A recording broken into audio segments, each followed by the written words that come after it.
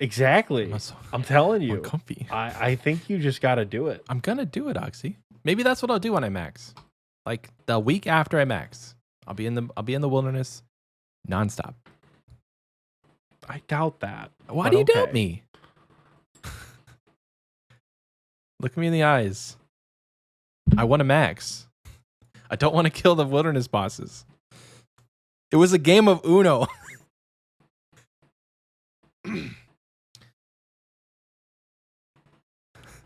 It was a deal. A deal you still haven't been able to uphold.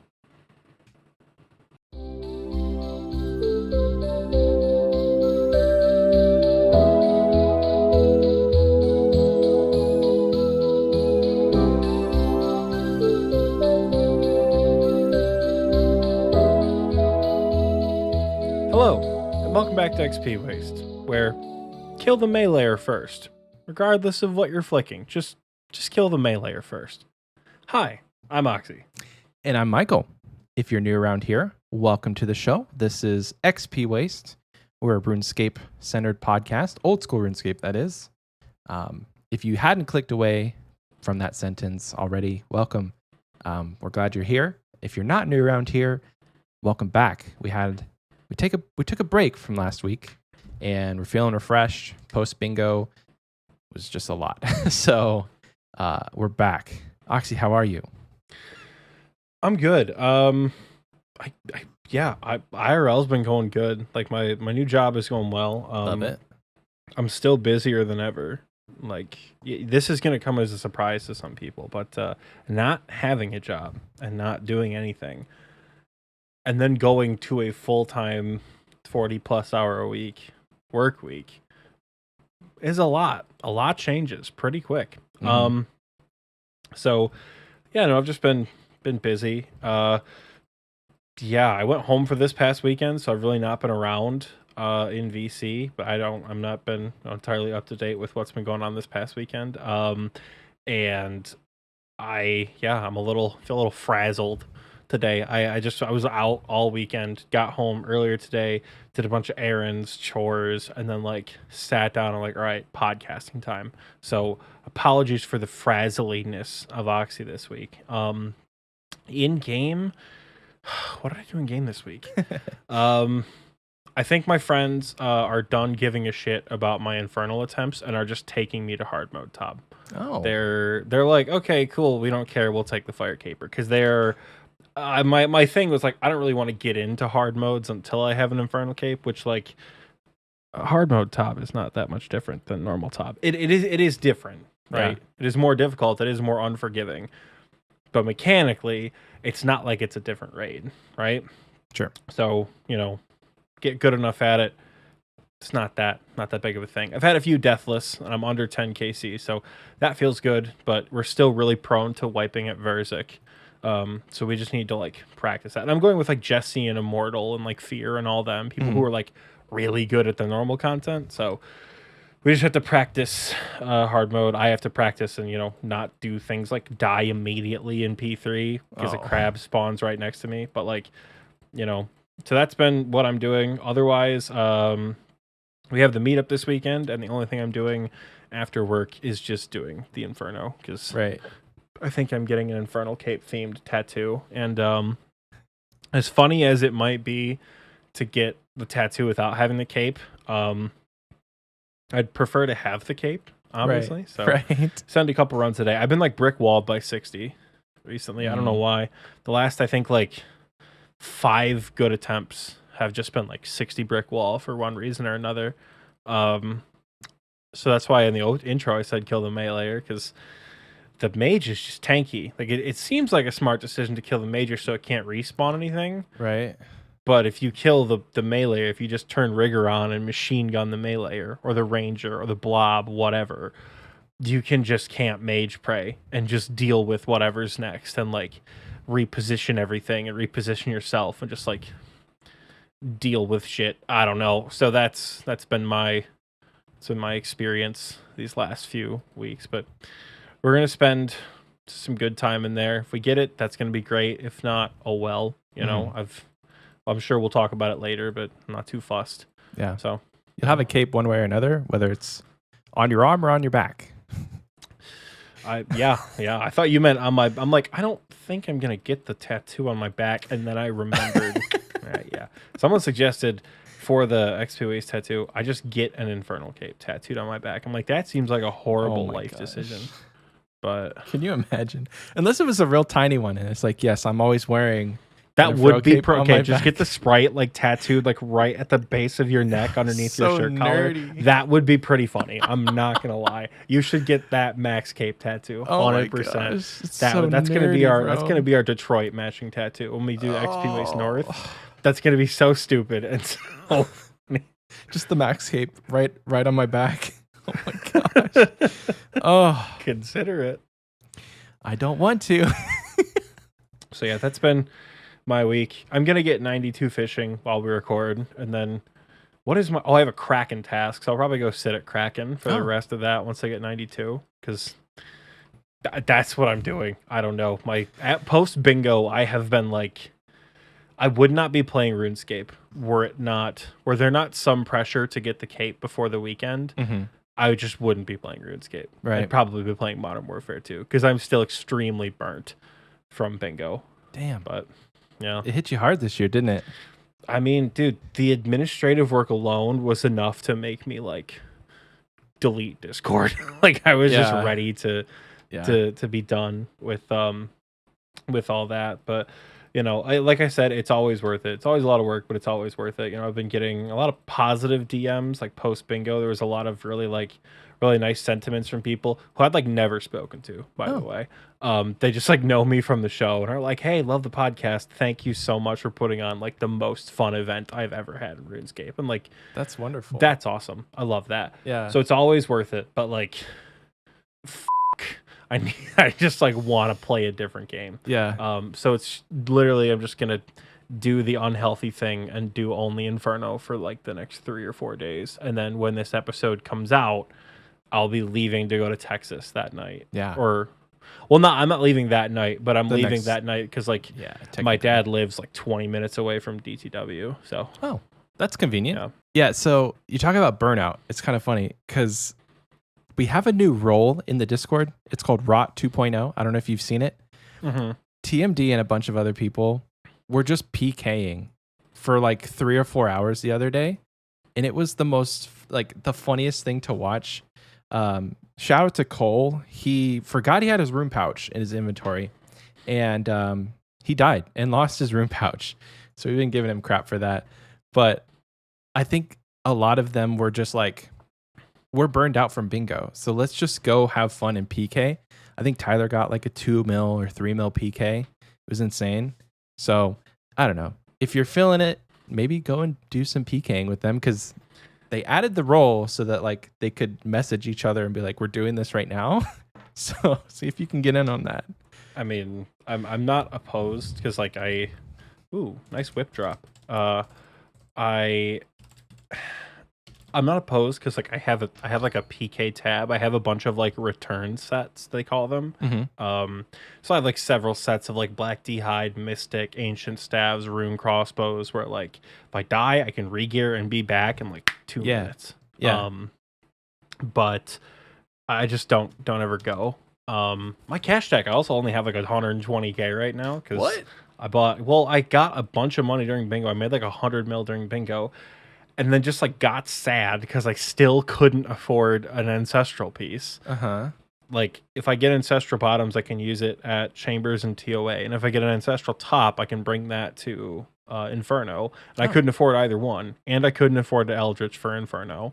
And I couldn't afford Zarite Van Braces. The only thing I could buy off my like list of upgrades was Dragon Claws. So I was like, whatever, this game is stupid. I'm gonna buy Dragon Claws and like 10 mil worth of supplies. And that's what I did. I bought Dragon Darts. I repaired everything. I got scales and all that. So because that's what you do. You get drops, you buy supplies. Lots of restores, lots of brews, lots of prayer pots. I've not needed hard food in a long time, but potions I use a shit ton of. So yeah, no, I'm sitting on a very, very slim cash stack. I I once again was on welfare patrol at Verisanhaza because it said you don't have enough money to get your stuff out of the chest. It happened again, but Oh no. we're doing great. So Oh who no. knows? Maybe I could use a big PK. But my own stuff aside, Michael, what have you been up to this week? Like literally nothing but Slayer. I got 98. When did I get 98? Frick, like Wednesday night, I think. Right now it's Sunday. Maybe I got it Thursday night. It's been a couple days. And so I got 98 and now I'm 340k till 99. So it's like 1.2 million for the level. So I've almost gained 1 million XP. Insane. That's like, this is the most I've done Slayer since I was training Slayer back in the day to get to 93 for the diary. And even back then I was doing like the slow tasks. I wasn't barraging anything. Like if I got a Necros task, Oxie, I was going to the Slayer tower in the basement and I was meleeing Necreals back then. Like I guess I just didn't realize that like barraging was a thing that I could do. So I love Necreals tasks now. I walked away with 320 of them killed after I killed all of them with my Bracelet of Slaughter, and that was like the most juicy task I've done in a long time. But you mentioned the whip I just got earlier, and that's my 6th whip this week. I'm making absolute bank off of Abbey Demon's tasks. Like I've gone, I think it was at least 2,000 kills dry for having not gotten a whip, and then within the last 1,000 kills, I've gotten like 6. So I'm getting rewarded, obviously, getting what's due. But yeah, everybody's like another one. I'm like, yeah, dude, bring him in.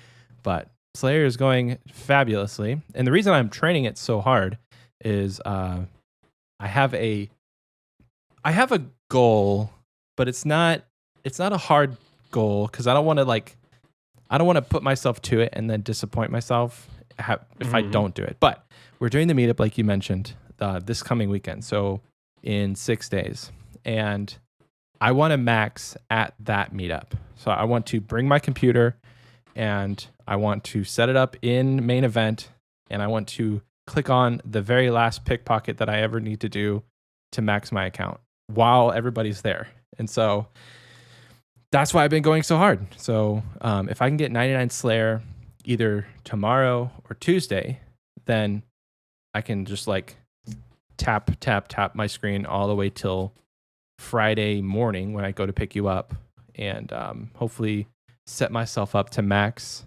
the Saturday night. Or even better idea, send the missus to pick me up. Right, you sit with the baby and keep tapping, so you get that extra couple minutes of XP before I get there. Gosh, bro, no! And then you bring your phone with you, so when I'm getting my tattoo, just tap. Because once you get 95, you're not going to fail. Right. I saw. Did you see the most like a disgusting rune light format? Did you see? It was something on Twitter. You can like hold Alt, move the location of your chat box or your inventory. Yeah. Hover it over an Artie Knight, and then just hold down your F key for your inventory and spam click. And you put the little coin pouch over the Knight and you spam click, so you can do it forever without having to like interrupt actions. And once it's like a disgustingly fast method. My goodness. Yeah, it is. So if you ever want to like really get sweaty on RuneLight, just consider I might have to. Here's the thing. It legitimately pisses me off that it is 2022 and we still have coin pouches in the game, because I guarantee you there's data out there that proves that people are still auto clicking. And you cannot convince me that it was to deter bots, because literally you write the script to have the bot open the pouch. Like, it's not that hard. And after all of these years, it's only hurting legitimate players now at this point. Yes, people are going to auto click, and if you take the pouches away, you're going to be able to auto click. But like, Jagex can detect that and ban them. People who are legitimately just sitting there tapping are the ones being held back, because I cannot tell you how many times I have been thieving and it's like, you can't do that action until you open the pouch. And it's been like, 3 or 4 minutes. It's just annoying. It's so annoying. And they're obviously not going to revert it this week because I don't know if enough people have just, not complained about it for them to have that on their radar, but I really think they should take it away. I think they should revert it back. Coin pouches are not useful for the game, and I'll get off my soapbox now. Yeah, I'm trying to like see when the update was that changed it. It says they were released in July of 2018. Yeah, game integrity pickpocketing. It says it was an integrity change back in 2018. I mean, I don't know how. So it's 4 years. I don't know how intense like bots would have been back then, because I know now we have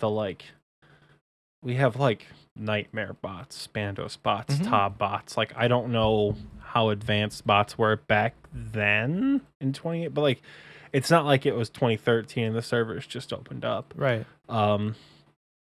So I don't know. It's frustrating, to be sure. Yeah. But because you always talk about thieving being your least favorite skill, like your least favorite skill. Mining is truly my least favorite skill, but training thieving, it's down there. It's down there. Yeah. Probably bottom 3 skills to train. So I feel like the coin pouch situation, if that were removed, once you get to 95, you're cheering. You can literally you could set the iPad up. You could set your phone up on the floor and tap with your foot. That's how easy it would be to just get 99.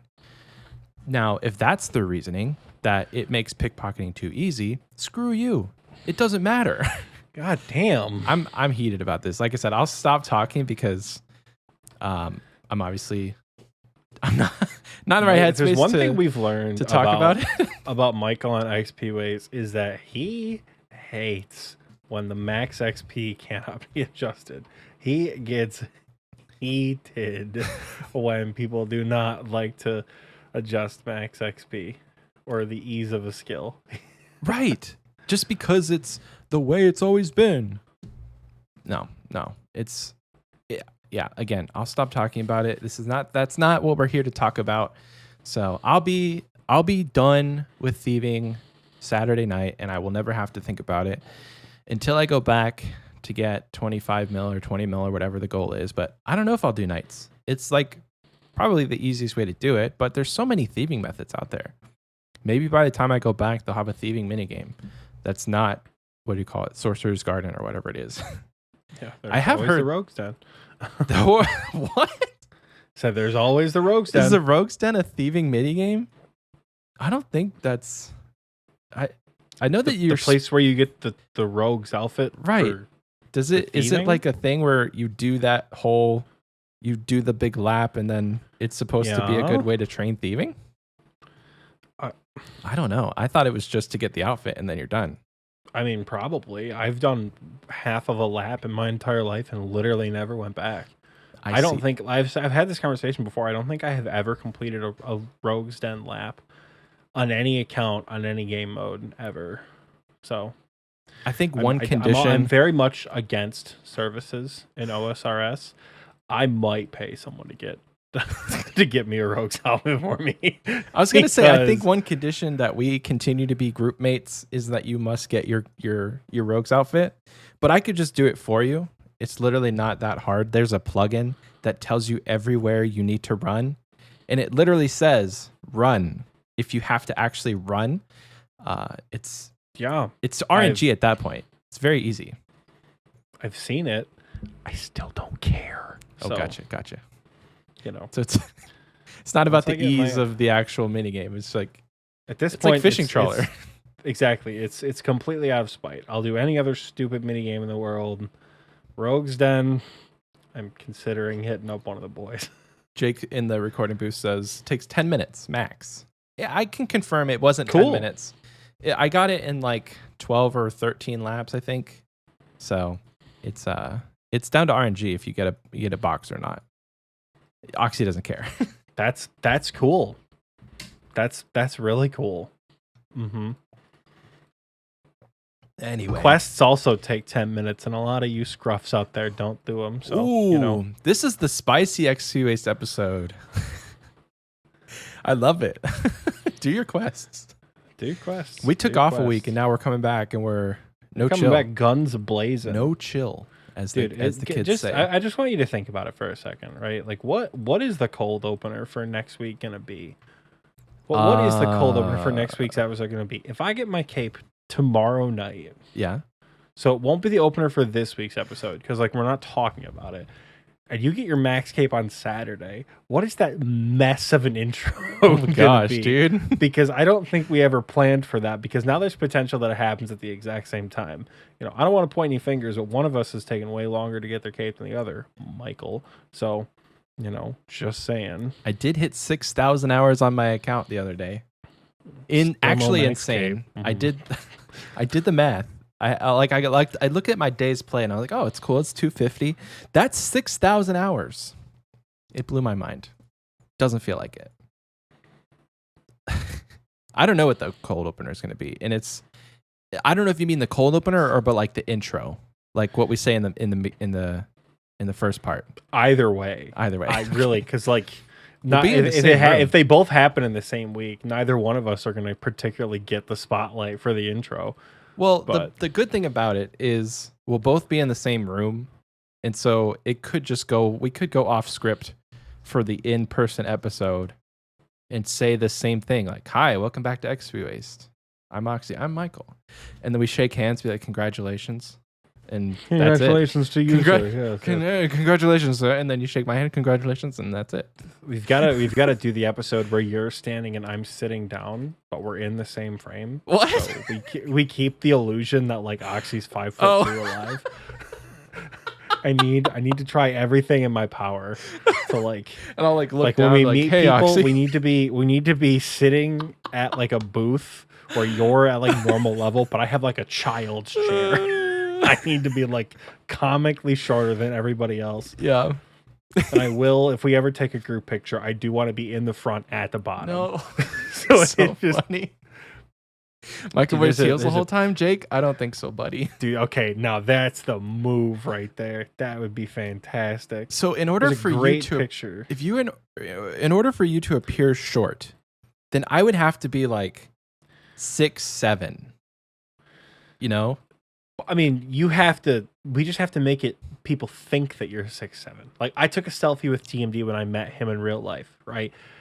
The running joke was like, there's no way you let this man take his stool out of the car to take a picture, right? I took a picture with Jake when I met him in person.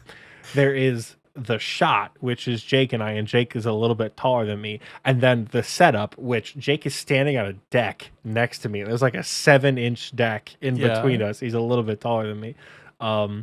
So it needs to be something like that, where like it just naturally looks like I'm small. And we're talking about this in a public podcast, so therefore, whatever.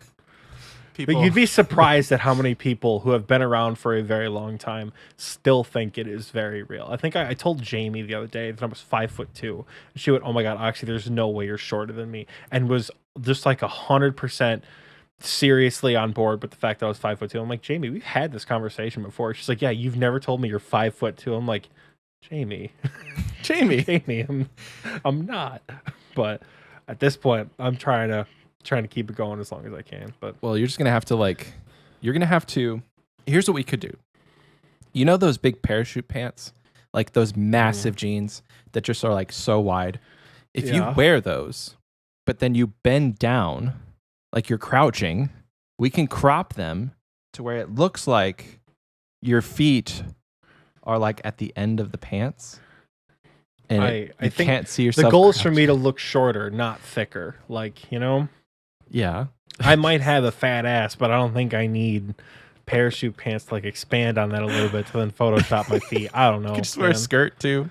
You know, there's different ways to get you guys got to pay a little extra for that. I'm not going to lie. Oh, okay. Xpwaste about to get kicked out of main event. God damn. Oh, my. People have already been asking me, like, hey, are you wearing one of your unbuttoned shirts to the place? I'm like, I don't think I'm going to be allowed to. They're like, f up. Just wear the shirt unbuttoned and see what happens. I'm like, I really don't think that's going to be okay. But How can we go out in public and not wear our own merch? That's my question. I'm going to wear nothing but merch the whole weekend. And if you're on the video, you can feast your eyes on the fruit merch, xpwaste.shop, if you'd like to snag it. I love this shirt a lot. He just did a little twirl for you audio listeners. I left that in for YouTube, but the pause there was because he did a little twirl to show you guys the back says the Xpwaste tour, the fruit tour actually, and it's got all the dates that we talked about fruit on the actual show, all 10 weeks that the fruit sat on my desk. If you're unfamiliar, go back to episodes starting in February and listen. Starting to episode 50, I think it is when we had the fruit on my desk, and just the saga unfolds. Dude, all right, what episode is this? Is this 88? 84? 85? 84? Yeah, I think it's 84. No, it's even numbers. It's either 84 or 86. 84. I think. Yeah, it's 84. It's 84. You guys know because you've read the title, but yeah, we don't. God, what words are hard? Episode 99's coming up soon. It is. We're gonna have to get something together for another Q&A, and like, it's so funny. We're not gonna give a shit about episode 100. No, episode 100, nobody cares. Episode 99, banger of a party. Michael and I are getting blackout drunk. It is gonna be great. Probably not really, because we're both weenies and we record on Sundays. But like, we could record on a Saturday, so that way we have the next day off. Because now that you're a working man, it takes. Yeah, I'm a working man now. God, it's gonna be a nightmare episode to record. The last one was like 3 hours and 15 minutes, and it took me like 4 days to edit. Yeah, when we get drunk, there's a lot of like word slurs. We have to re-say stuff a lot. Not that we have to re-say stuff a lot now. So just imagine Oxie and I on drinking alcohol. It's a good time. It's tangential, but not even in the way that we can keep it in the show. Like normally, it's just like off the chain, just like this tangent that we're on right now. That's sparked from how Michael's week has been going. Because that's where we originated with this, by the way. Like this is fine to keep in the show. Yeah, but like it's relevant, kind of. The stuff that we'll just like randomly get off topic on just like the dumbest shit. But I think it's time we get on topic for the less dumb shit. Unless there's more stuff about your week you want to talk about. I don't know. Any notable milestones? I am extremely lucky when it comes to superiors. I think there was a blood vows task of like 150, and I got 5 superiors. They're supposed to be like 1 in 200. So this will be my second or third greater demon. Like it's called a greater demon, or I don't know what it's called. Greater abyssal demon. Greater abyssal demon that has spawned in this task. But I'm extremely dry for like the good uniques. There's been tasks where I've gotten like 3 or 4 of the thermonuclear. No, the nuclear. The Smoke Devil superior, and nothing good. I've gotten like dust battle staves and mist battle staves. The last time I got a good superior drop was from a gargoyle, and that's when I got the imbued heart. And I'm about to kill this greater abyssal demon, so I'll get the gem. But I'm looking for the gem. That's what I'm looking for because I want to fill out the log. Other than that, I don't know. I'm having a good time with Slayer. I'm almost to 750 tasks. And I think that's going to give me a good point boost so that I can like actually continue to skip for good tasks, because I've got like 500 points left. And it's not looking good as far as points are concerned to make it to 99 and still having points without hitting 750 and getting, because I think 750, that's got to be 1,000 points, right? If I go to Konar? No, it's a 250 milestone, not a 500. Oh, so I get 250 points? It's a 250th task milestone. Right. Oh. So 250 is like I want to say times... the Slayer Masters. Let's see. Let's go to Konar. It is 10th, 50th, 100th, 250th, and then 1,000th. So you'll get 700 points from Konar on your 750th task. Yeah, that'll put me back over 1,000. And so, I got the Abyssal Head. So I can make my red helmet, and I can continue to skip for good tasks, which I am pumped for. But that's my week. That's all I really wanted to finish it out with. Other than, actually, no, I lied again. Sorry. I have so many totems that I'm going to send once I max, and I'm going to get the Scotizo pet. But the reason I've been not doing it is because I am not in the headspace to do like 20 hard clues all in a row. I have so many totems, but that'll be me after I max. Yeah. What are we talking about this week, Oxie? We're super late to the party. Not having an episode last week kind of didn't do us any favors, because stuff actually happened last week. Within the last probably week and a half, during bingo and then a little bit after bingo, shit actually popped off. So not having an episode was not our best idea as far as like content view wise. Best idea in terms of like taking a goddamn break. But within the last couple of weeks, they have expanded on combat achievements, changed some of the things around from the first time we talked about it. They have potentially, they've suggested new quests, including a master level quest that we don't know about yet, and I'm pretty certain the community is pissed about because y'all a bunch of crybabies. They have talked about the Revenant weapon reworks. They have released the Tombs of a Masket drop rates, and they've reworked the Osmumpton's Fang. It's not really been nerfed per se. I mean, kind of, just been changed. And they've changed the polling system.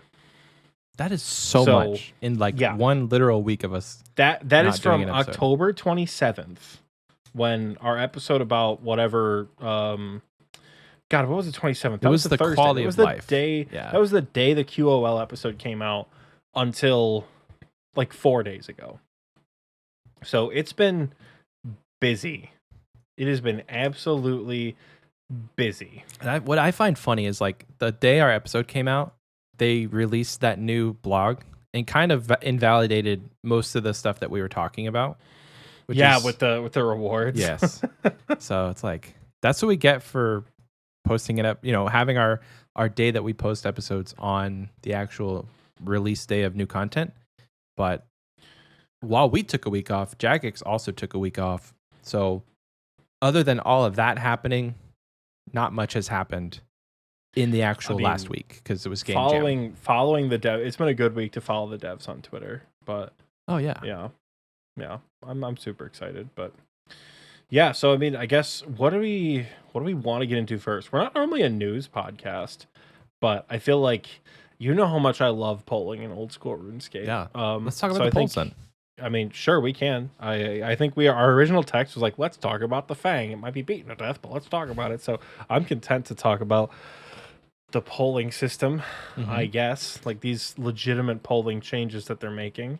So since like old school RuneScape was a thing, polling has been the absolute foundation of this game as far as content coming in and going out. There are things that have passed the poll as far as, I would say passed up the poll and just gone straight to integrity change. But a vast majority of everything that comes into this game gets sent through a poll, voted on, then released.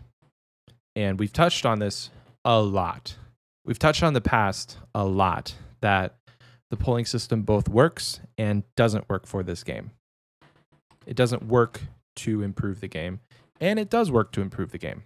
So I think that the changes that they've made, and we can get into it now, but I would say the biggest one is the fact that now they've lowered the threshold for something to pass.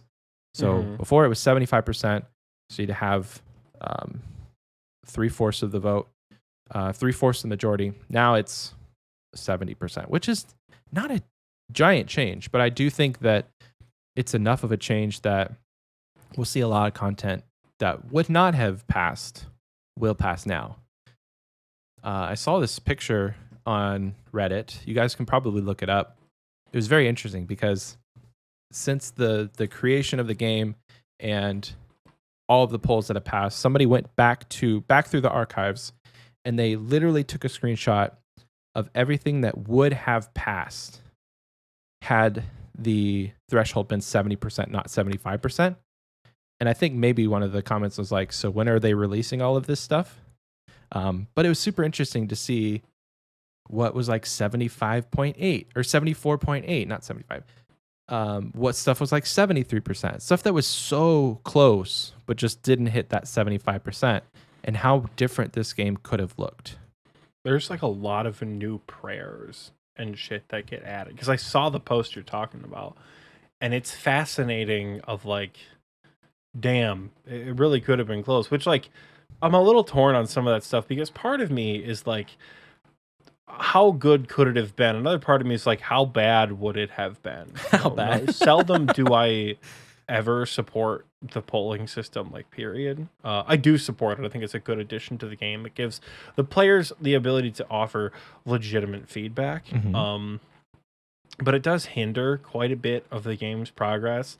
And a lot of the things that I'm looking at, because I'm trying to find this post here. I'm scrolling through my Twitter likes. I'll send it to you. Oh, what a man. But what kind of differences would stuff like this have made? Like, would we have had the content that we have now in the game if some of these things that barely passed, would we have the ability to, I don't know, get them in? Like I said, Oxie's a little frazzled this week, so words are kind of all over the place.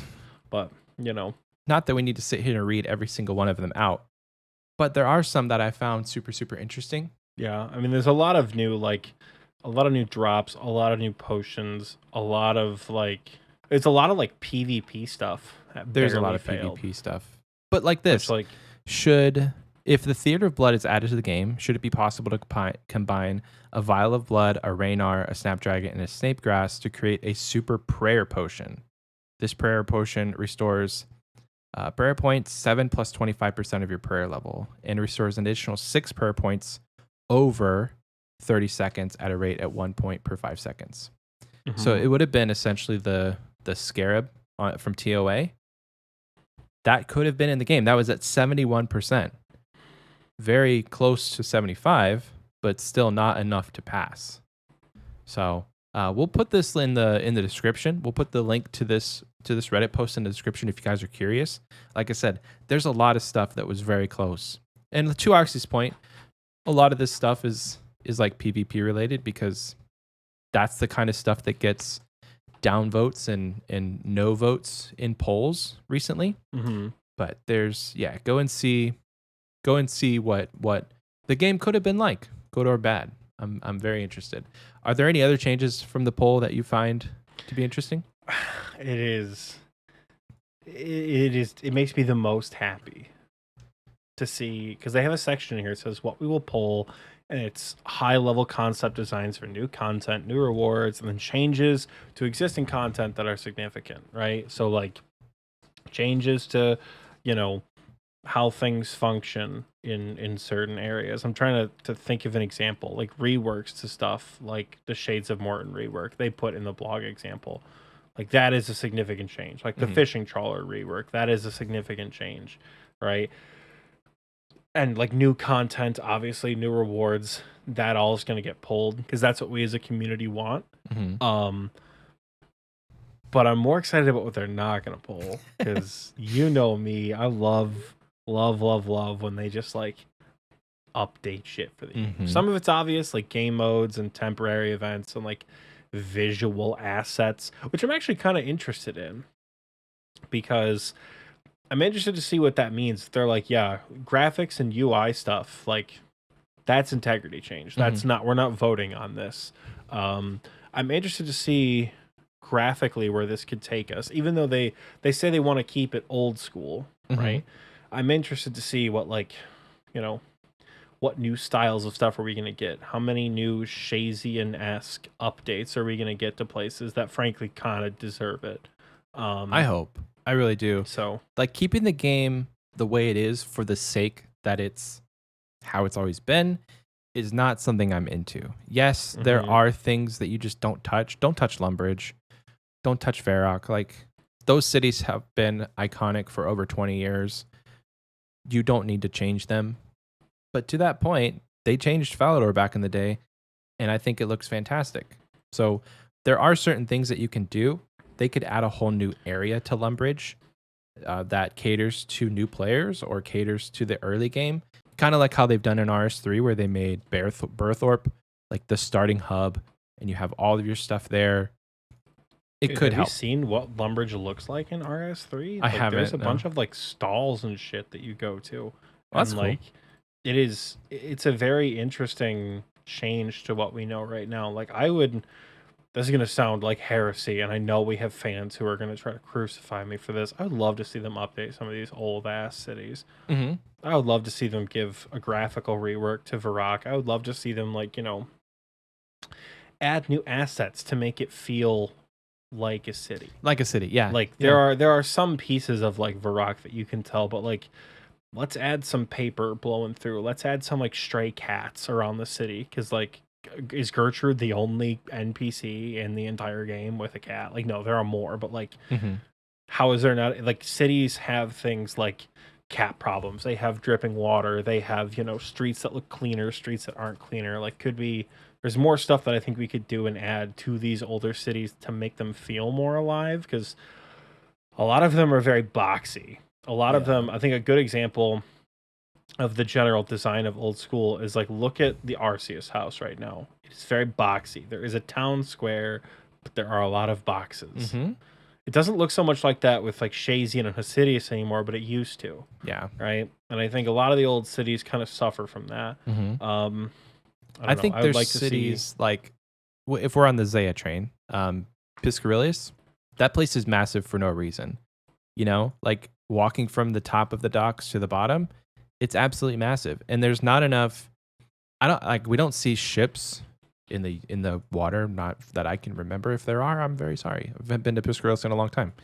But I agree with you. There's not to change things, because I literally just said, like, don't touch the old cities. They're iconic for a reason. But like, you're right. Without overhauling things graphically, they could update them to make this game feel not as outdated. Because we are working off of the year 2007, but it doesn't mean we have to still be in 2007.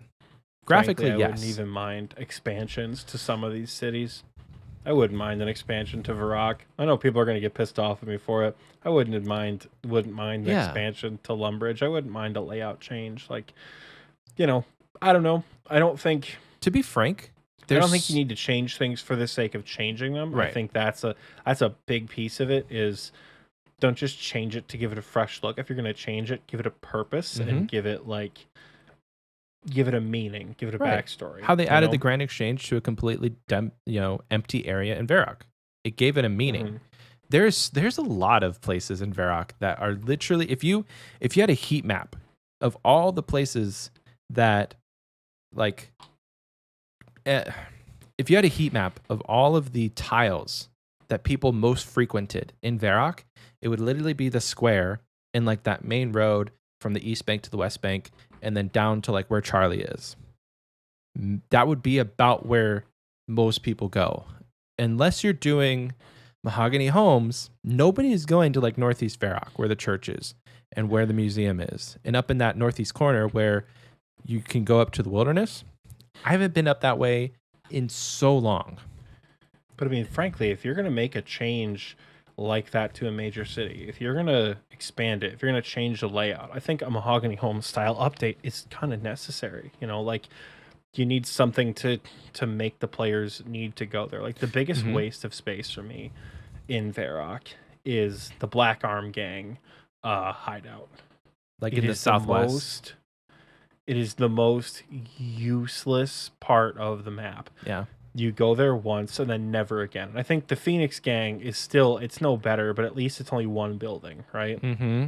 Like, I think a lot can be done with these old cities. Again, don't rework them for the sake of reworking them. But I think the idea that like graphical changes are going unpulled, for me, it's exciting because you could also get character model changes. Like, I don't play on HDOS a lot.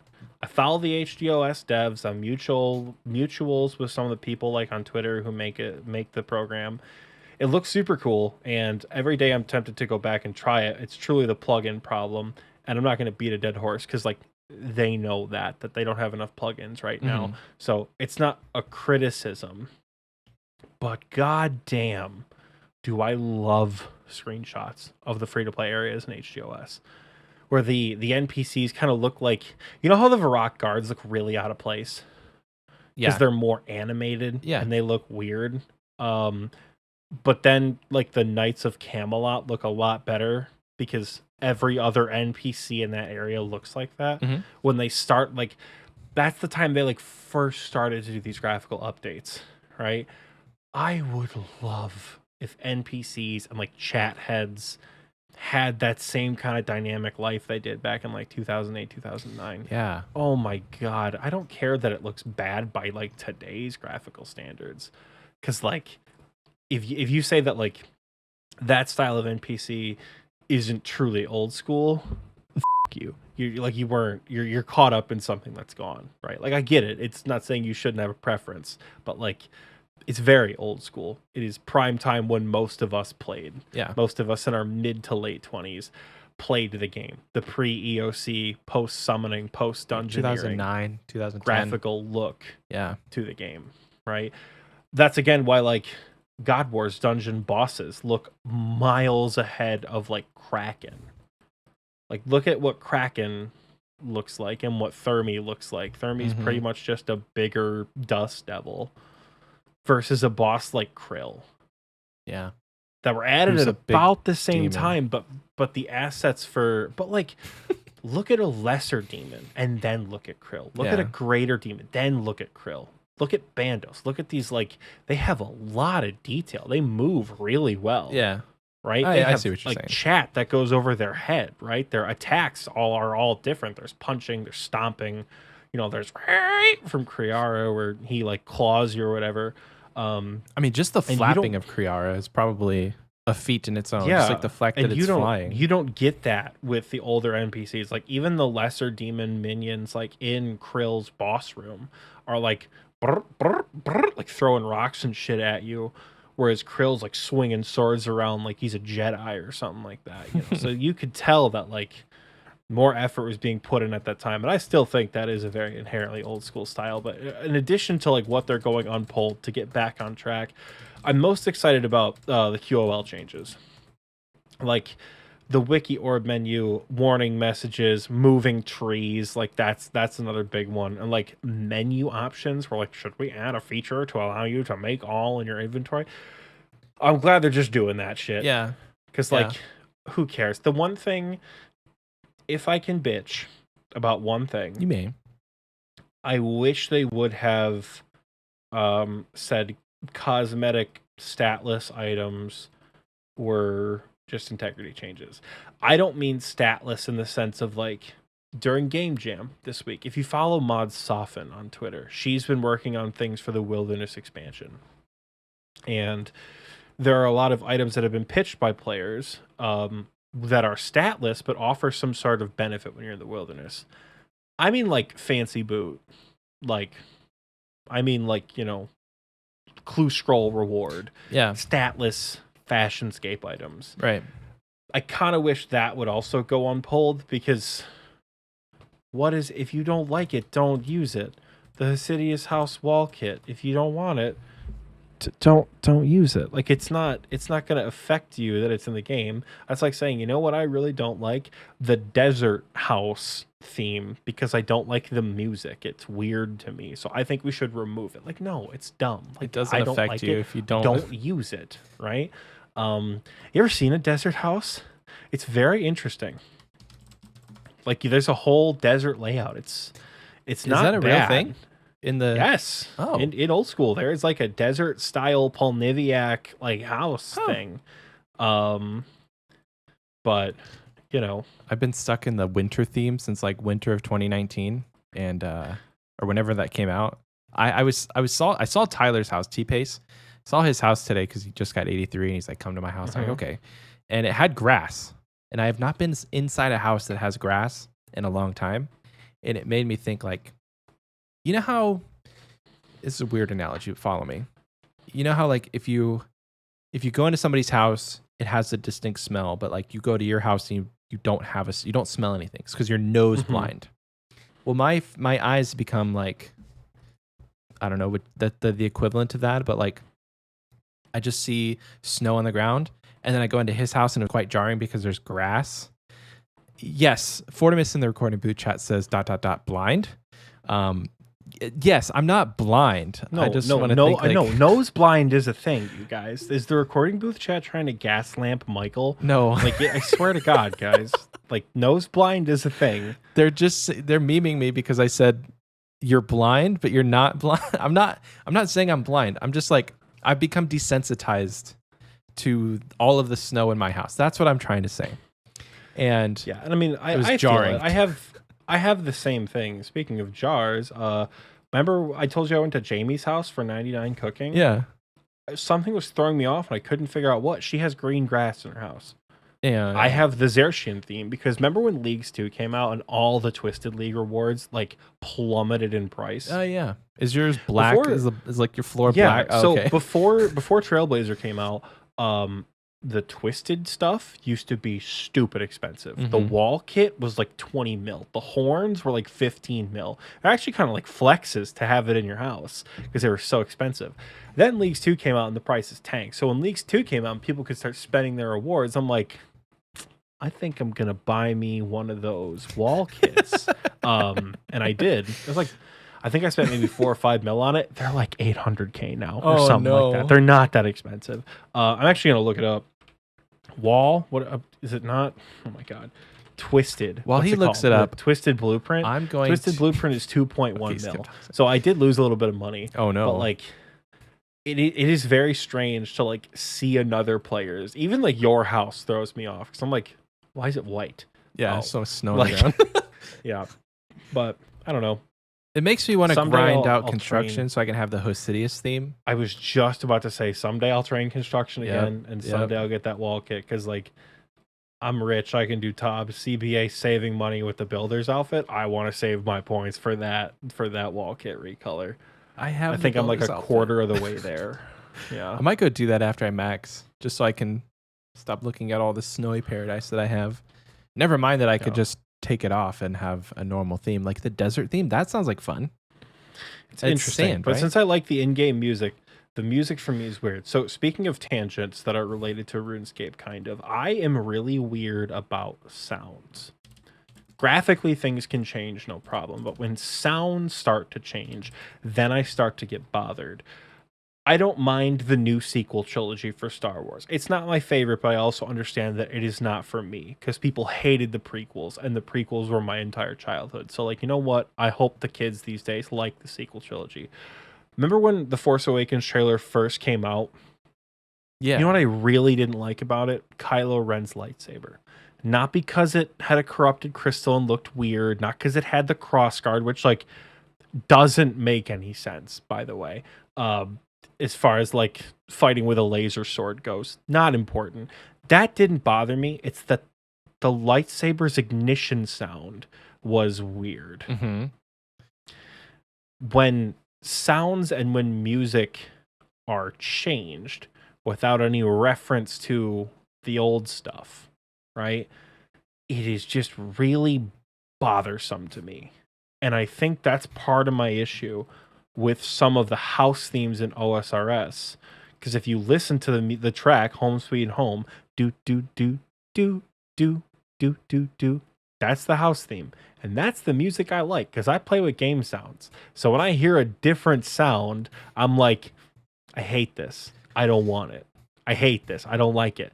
And I'm gonna be really disappointed if the Hosidius theme has different music. But my point is, like, it is. Yeah, the sounds really, really throw me off. I don't. So that's why I don't like other themed houses. Gotcha. Because the music isn't the house. Do we have a manual mode? Could I turn it on? Yes. Could I turn old school RuneScape music off? 100%. I could. Am I going to do either one of those things? No. Because I keep my music on auto. I just let it fly. Right?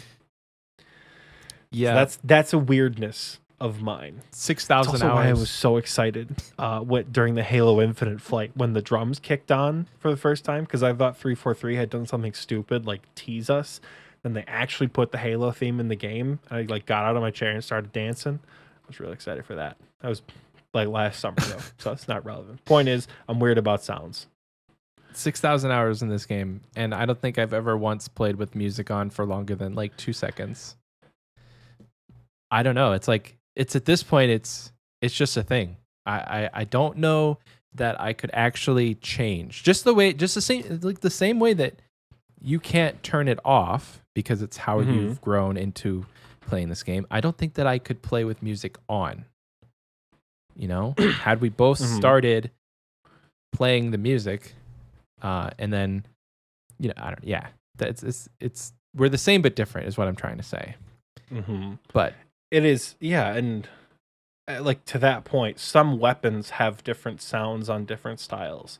The scythe on aggressive has a different slashing sound than the scythe on crush, and it's weird for me because I know something's wrong.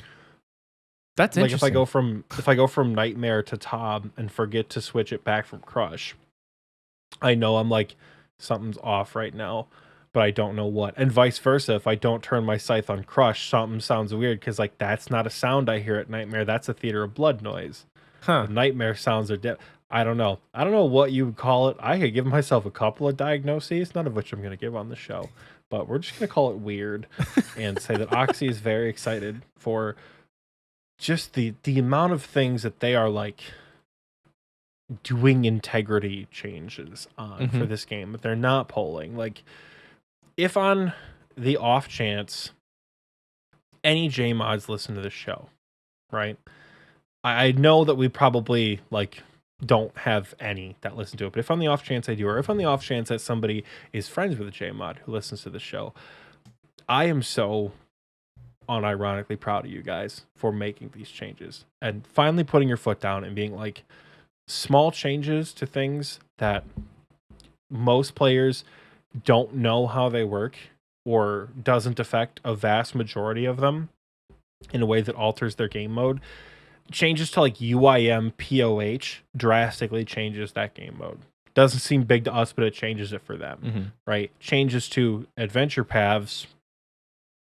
I bet 95% of you don't even have an adventure path option. The little orange star on your quest log menu, you don't even have it because your account was made after or before that was a thing. Like changes to that they can just do.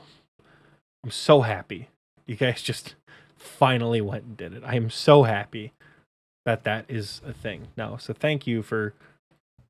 I always say just being game devs about it, but like I'm serious. I am like, unironically now. I'm very excited for like how it is going and leading into the new quest that you guys have pulled, the Garden of Death and the Mystery Master Quest.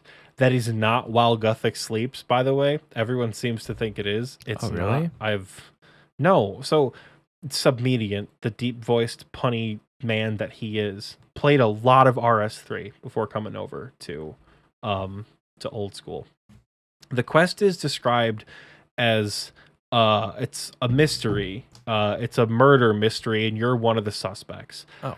I've never done While Gothic Sleeps. I have heard from him and many of my other RS3 friends that While Gothic Sleeps is not a murder mystery.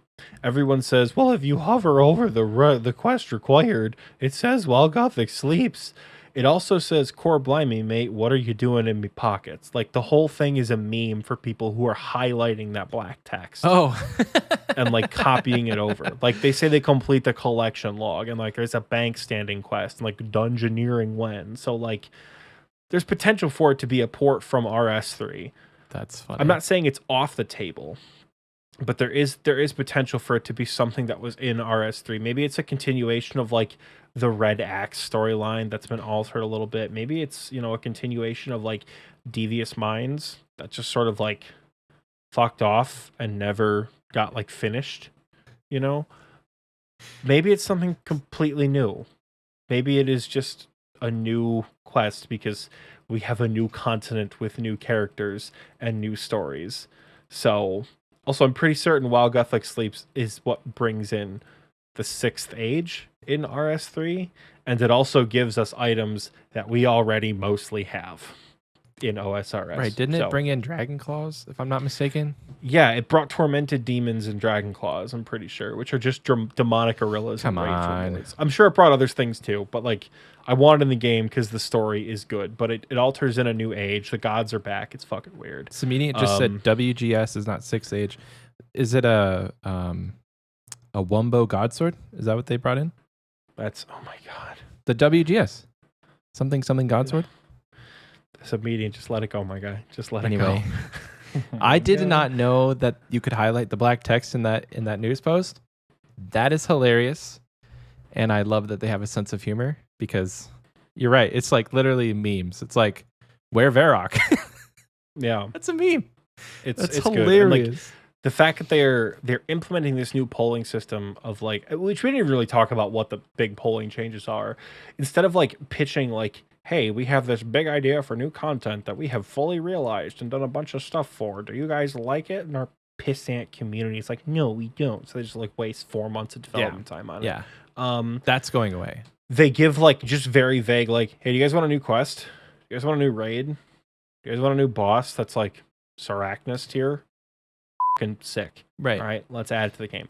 Then they like add details from there. Then they pull the nitty gritty stuff of like the rewards and the things that actually affect the game.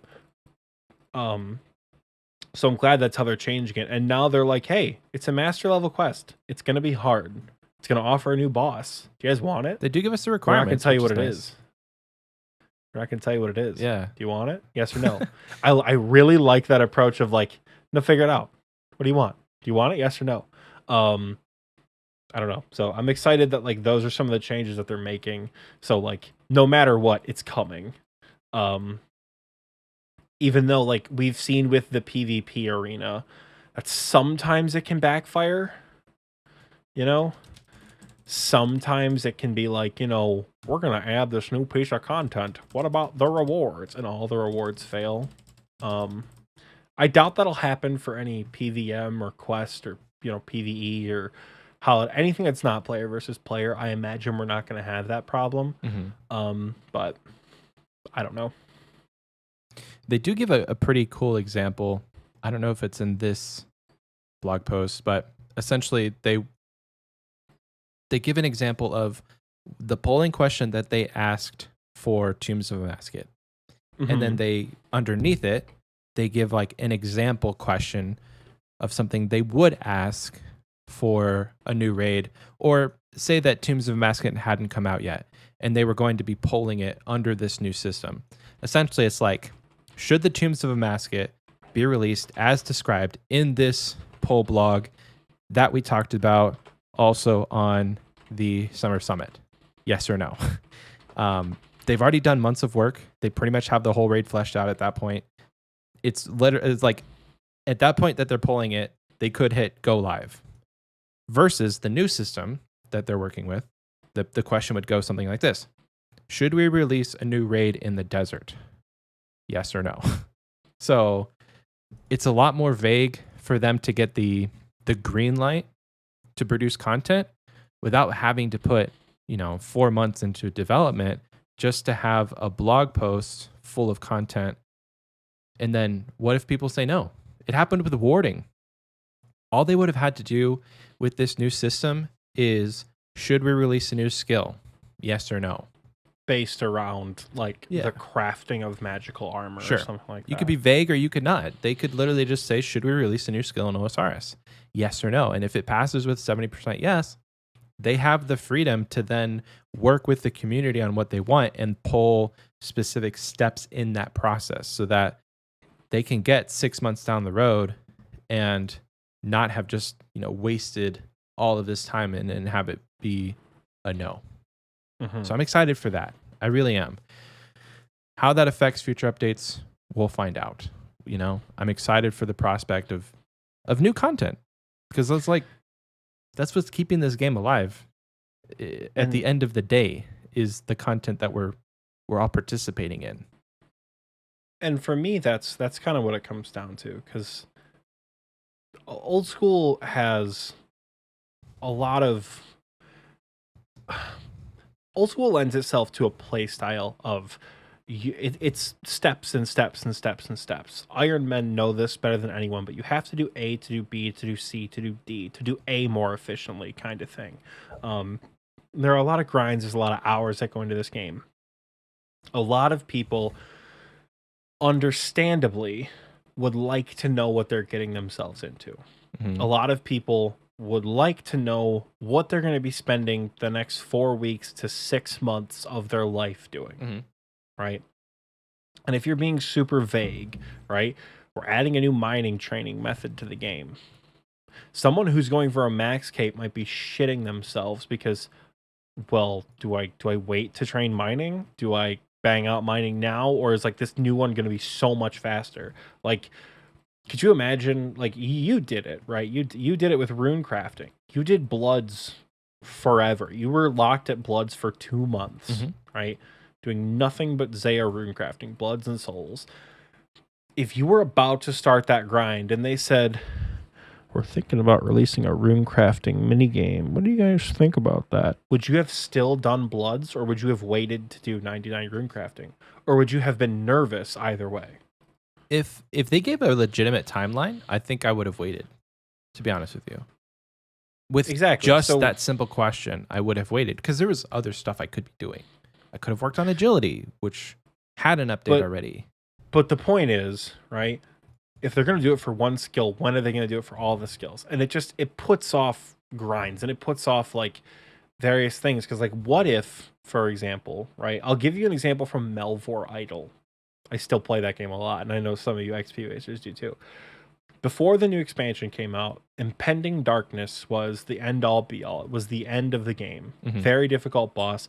I failed on Bane, Instrument of Fear, when Bane had like 400 health left. I was so afflicted I couldn't make it, and I had spent like 4 straight hours doing it, and I'm like, well, guess I'm done.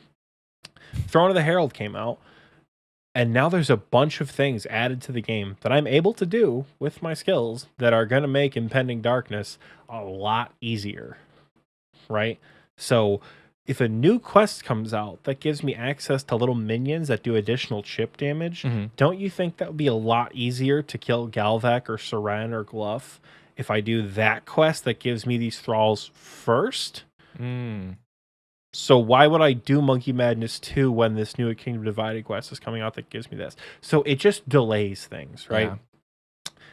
Understandably, that is a concern from the player base, that not knowing is not good.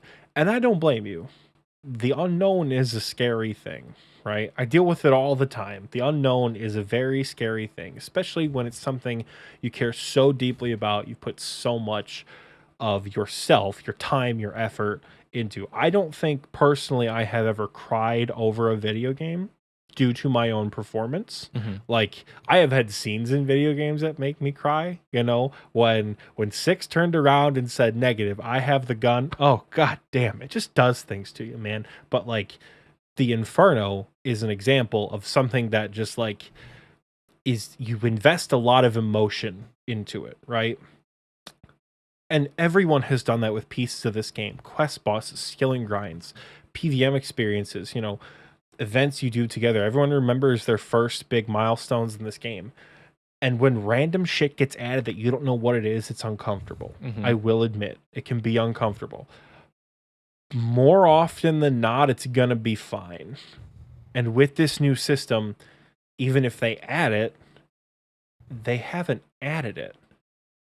Like the new concept, I actually like a lot better, because instead of being like, hey, we're adding this new hard level boss that drops a lot of like cool upgrades. It drops a new crush armor set. It drops some new mage staffs that have variable orbs you can put in them, and it drops a sick mace. Like, do you want all this shit, right? And you're like, okay, whatever, it sounds fun.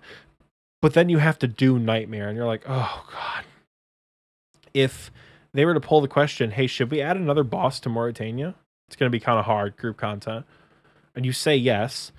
And so it's coming. They pitch the initial idea. It sucks. We outcry. They change it. It sucks again. We're like, almost, not quite. They change it again, right? Knowing that we're getting something that's not been implemented or even fully realized yet is a good thing, because now we have more of a voice as players to change it. Right. It is scary off the rip to hear, we're giving you a new quest with a new boss. Well, yes or no? Because a lot of the concerns, which again are very valid, are like, is it going to be Vorkath 2.0? Like, do we need to ruin the economy even more by adding another Vorkath in?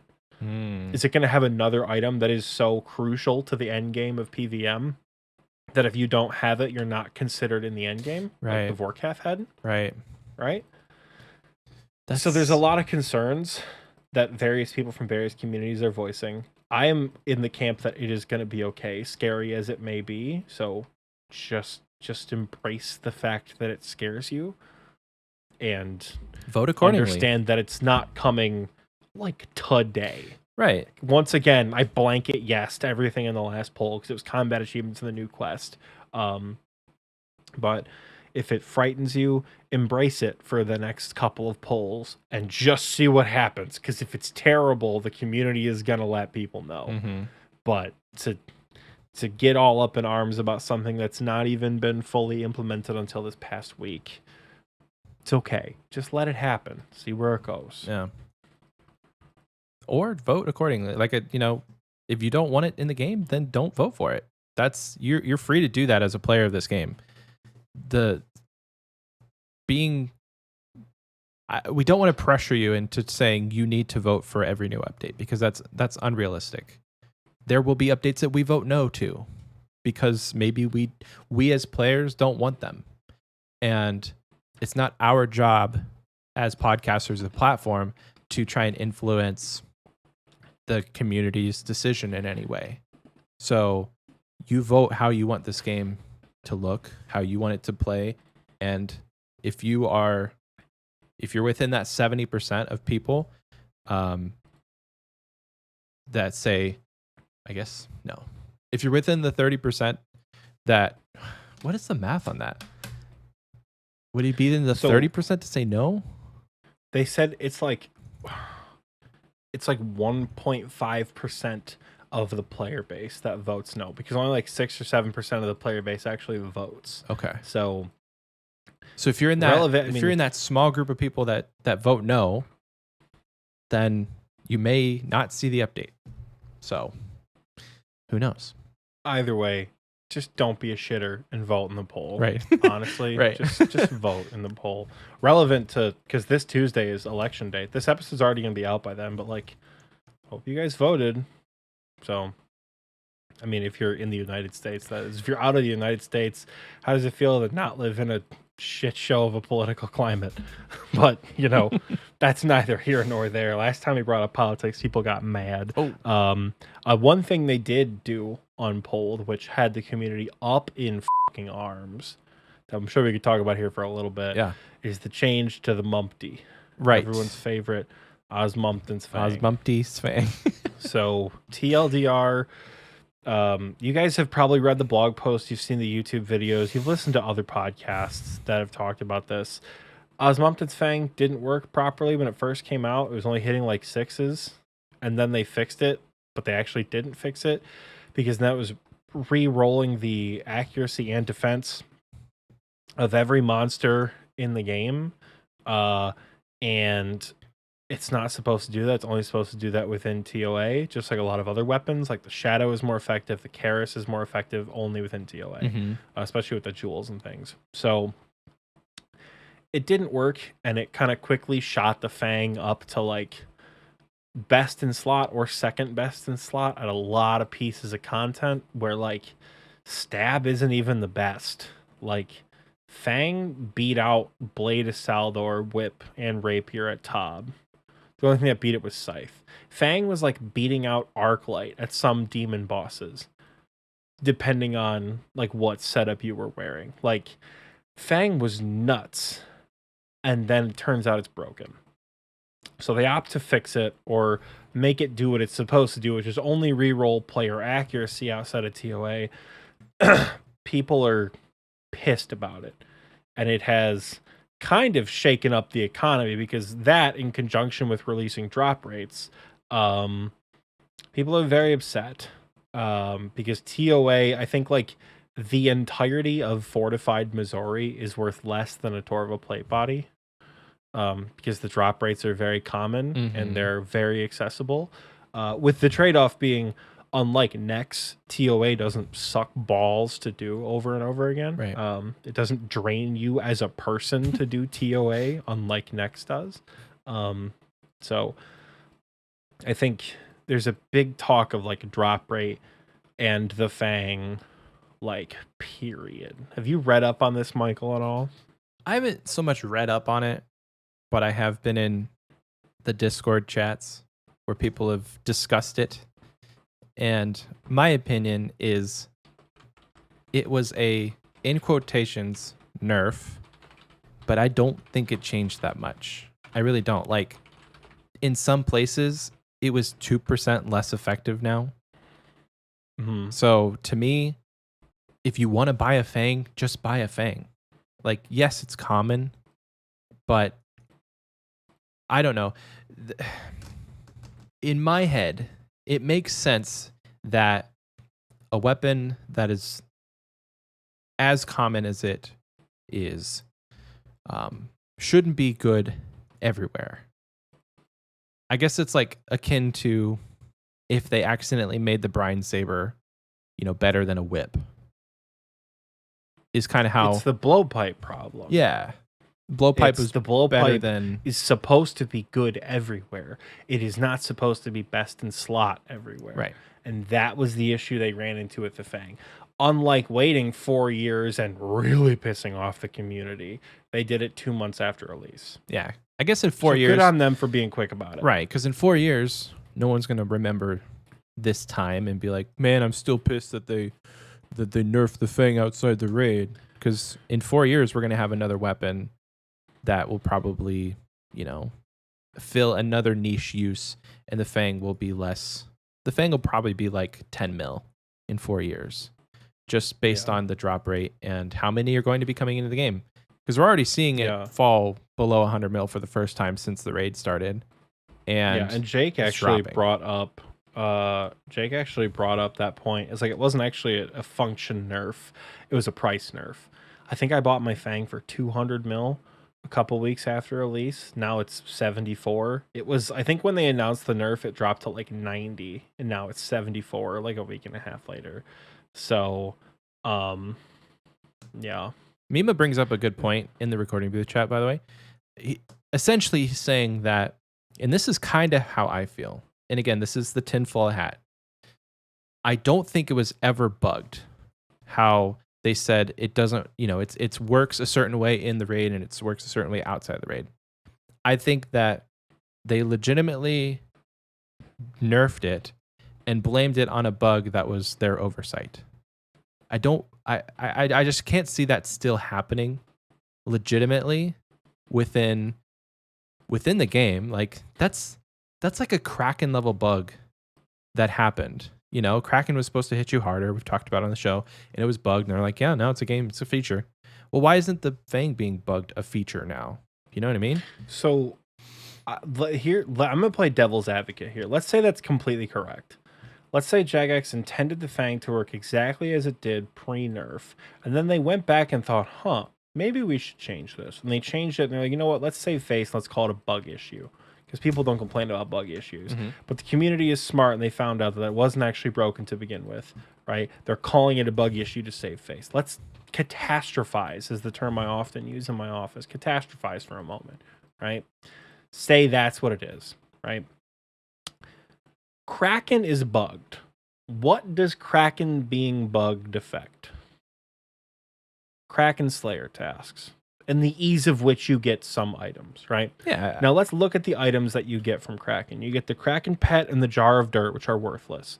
You get the trident, you get the full trident, the trident of the seas, which probably, possibly not as valuable as it could be.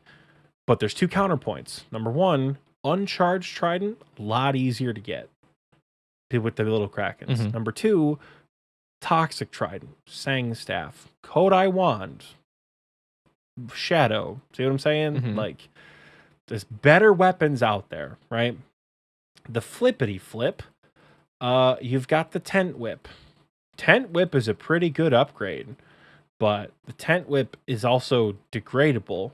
And you want to know what you get back after the tent whip degrades? The tent. The tentacle. So the value inherently goes into the abyssal whip, right? So that's what we're seeing with Kraken. So the effects of Kraken being bugged only affect a small part of the game, but not really, because the items that come from Kraken aren't game breaking. They're not so important that the integrity of combat rests on these items. Let's look at the effects of the Osmumpton's Fang.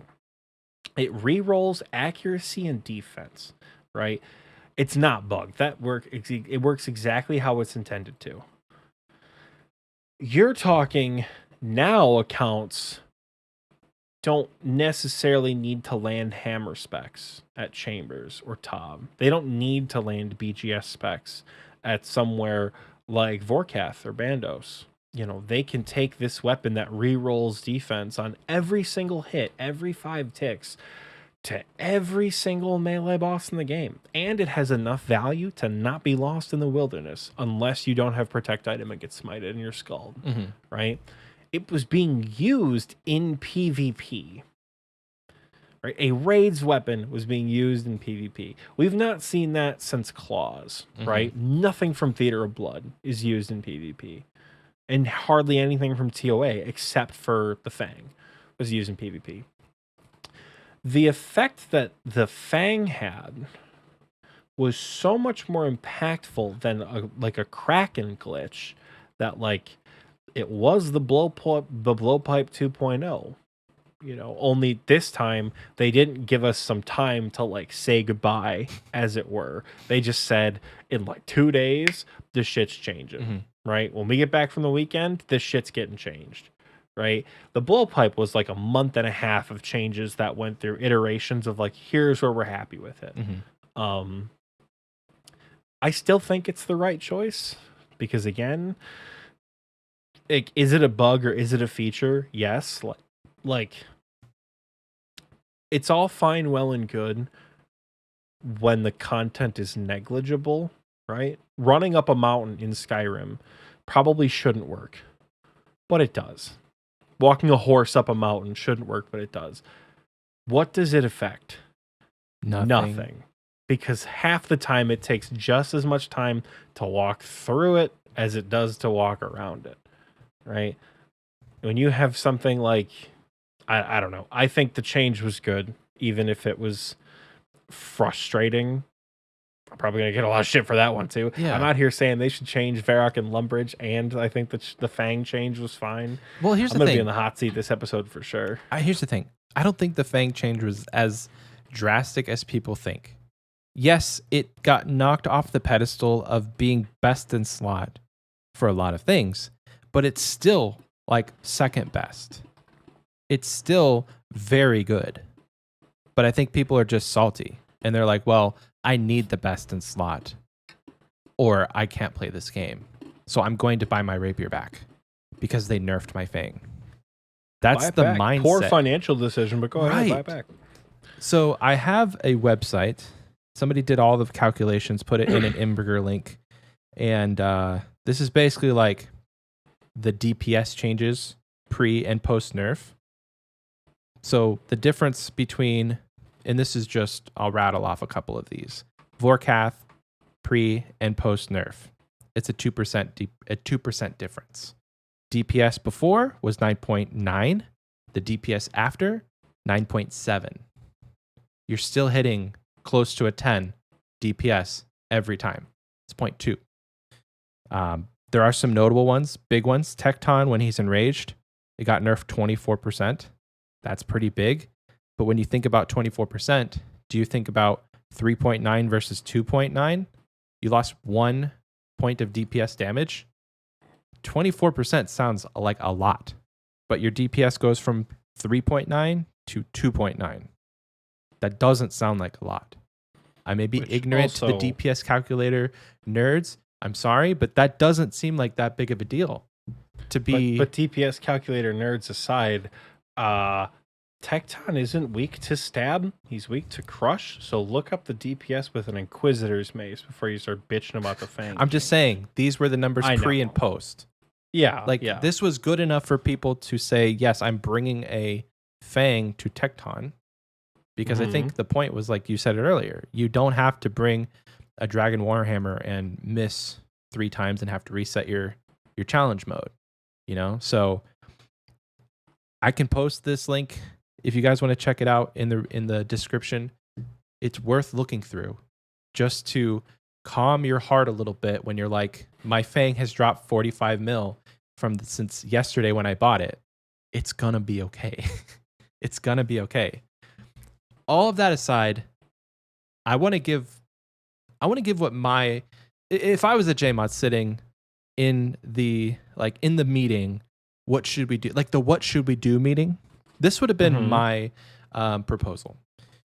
Since the Fang is so common, let's swap the Fang with the Ward on the drop table and make it a little bit more rare. Give it that rarity so that people aren't getting it in 0 invocation raids like the second one that they do. You know, they're going to come into the game way less often, thus making it more of an expensive item, thus giving it the rightful place of being best in slot. You mentioned it earlier. Jake said it in the recording booth chat. This is a price nerf, not a DPS nerf, because people are upset that an item that you can get from a 0 invocation raid cost 100 mil and it's good everywhere. That's what this boils down to. Is people are upset that it's so cheap, which boggles my mind. It blows my mind that people care about that stuff so much. Like, things have to be expensive in this game for you to have fun. I don't know. It's one of those things that I've never played that way, to where it's like everything I own has to be expensive. I don't care about my bank value. I'm not that player. So to me, having the Fang be accessible and having it be cheap was not an issue to me, but it's an issue to everybody else. So Jaggers had to do something about it. I think one of the big issues with that is kind of like we talked about a couple weeks ago of like, I walked so these people could run. Why is it that I had to do this content with this weapon and other people get to do it with it? It's that same concept of like, it was harder for me, it should be hard for you kind of thing. I hate that. Like, it shouldn't be accessible. And people do like when number go up. The whole point of RuneScape is number go up, dopamine go up. I get excited. Yay. Yeah. My bank value has stayed at about 1.5 bill for like 8 months. Huh. It's very strange. It's weird.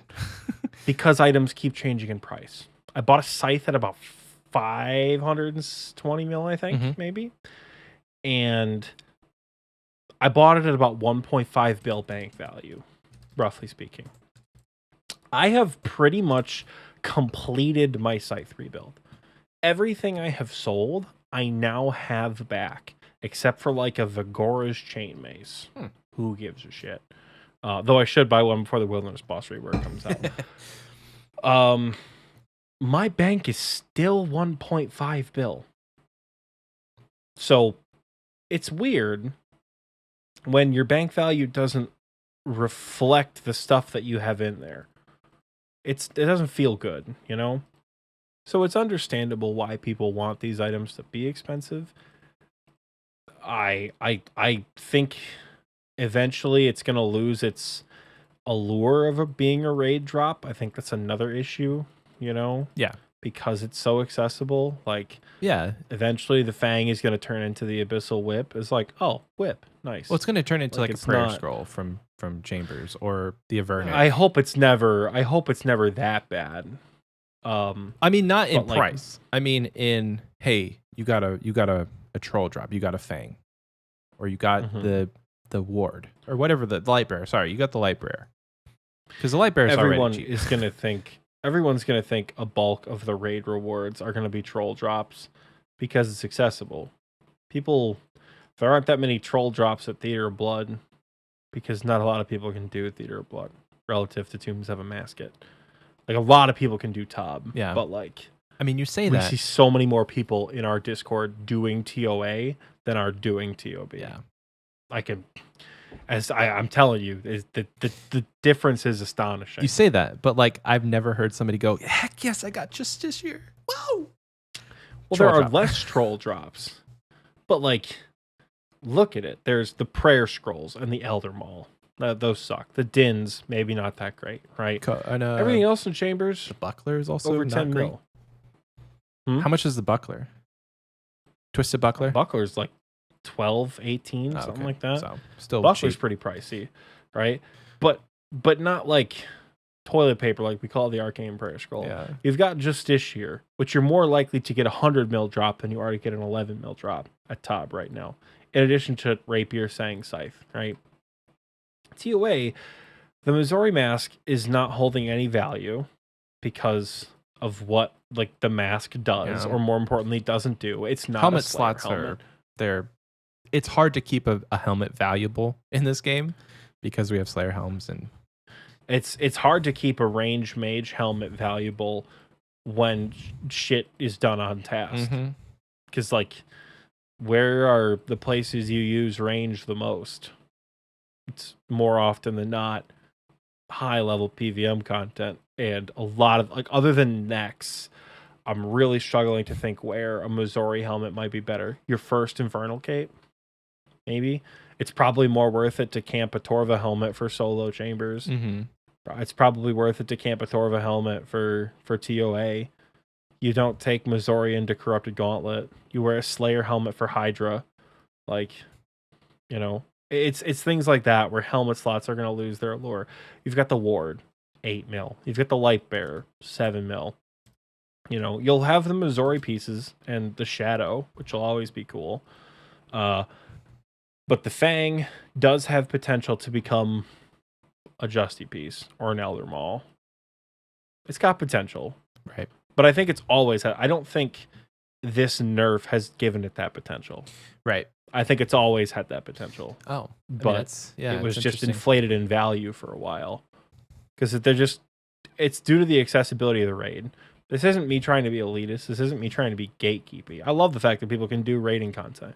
It's so exciting to watch people on my bingo team do raids for the first time and like get big drops, you know? And like, it's fun to go with people who are financially stable enough and are good enough at other pieces of content where like we can give learners a ward if we get it as like a free for all item. Like, here, we just tripled your cash stack, take the ward. Like, we don't want to. It's more work for us to split it out than it is for you to just keep it. Like, that is fun for me. That is enjoyable for the people we go with, right? It is fun to watch people learn, and like, you know, you might not be able to get an Infernal Cape, but you can get a Missouri backpack, and that's certainly not an easy thing to do. True. You can get a ward transmog. Like, it's accessible. That is good. It is accessible. Purples are going to stop mattering. God Wars Dungeon. Accessible. Bandos Chestplate. Your main account. Enjoy 7 mil on that split. You know what I mean? Yeah. Like, and that's why I honestly, the swap would have made the most sense if they really wanted to do something about it. Because I don't think it's out of the question that a swap on the drop table could have fixed it, and it could have been acceptable, is what I'm trying to say. It's not out of the question that they can just swap something on a drop table. That to me has the same effect as nerfing it, although it would have been the opposite. It would have made the price go up, and they could have kept it how it was, and people would have been happy rather than oh.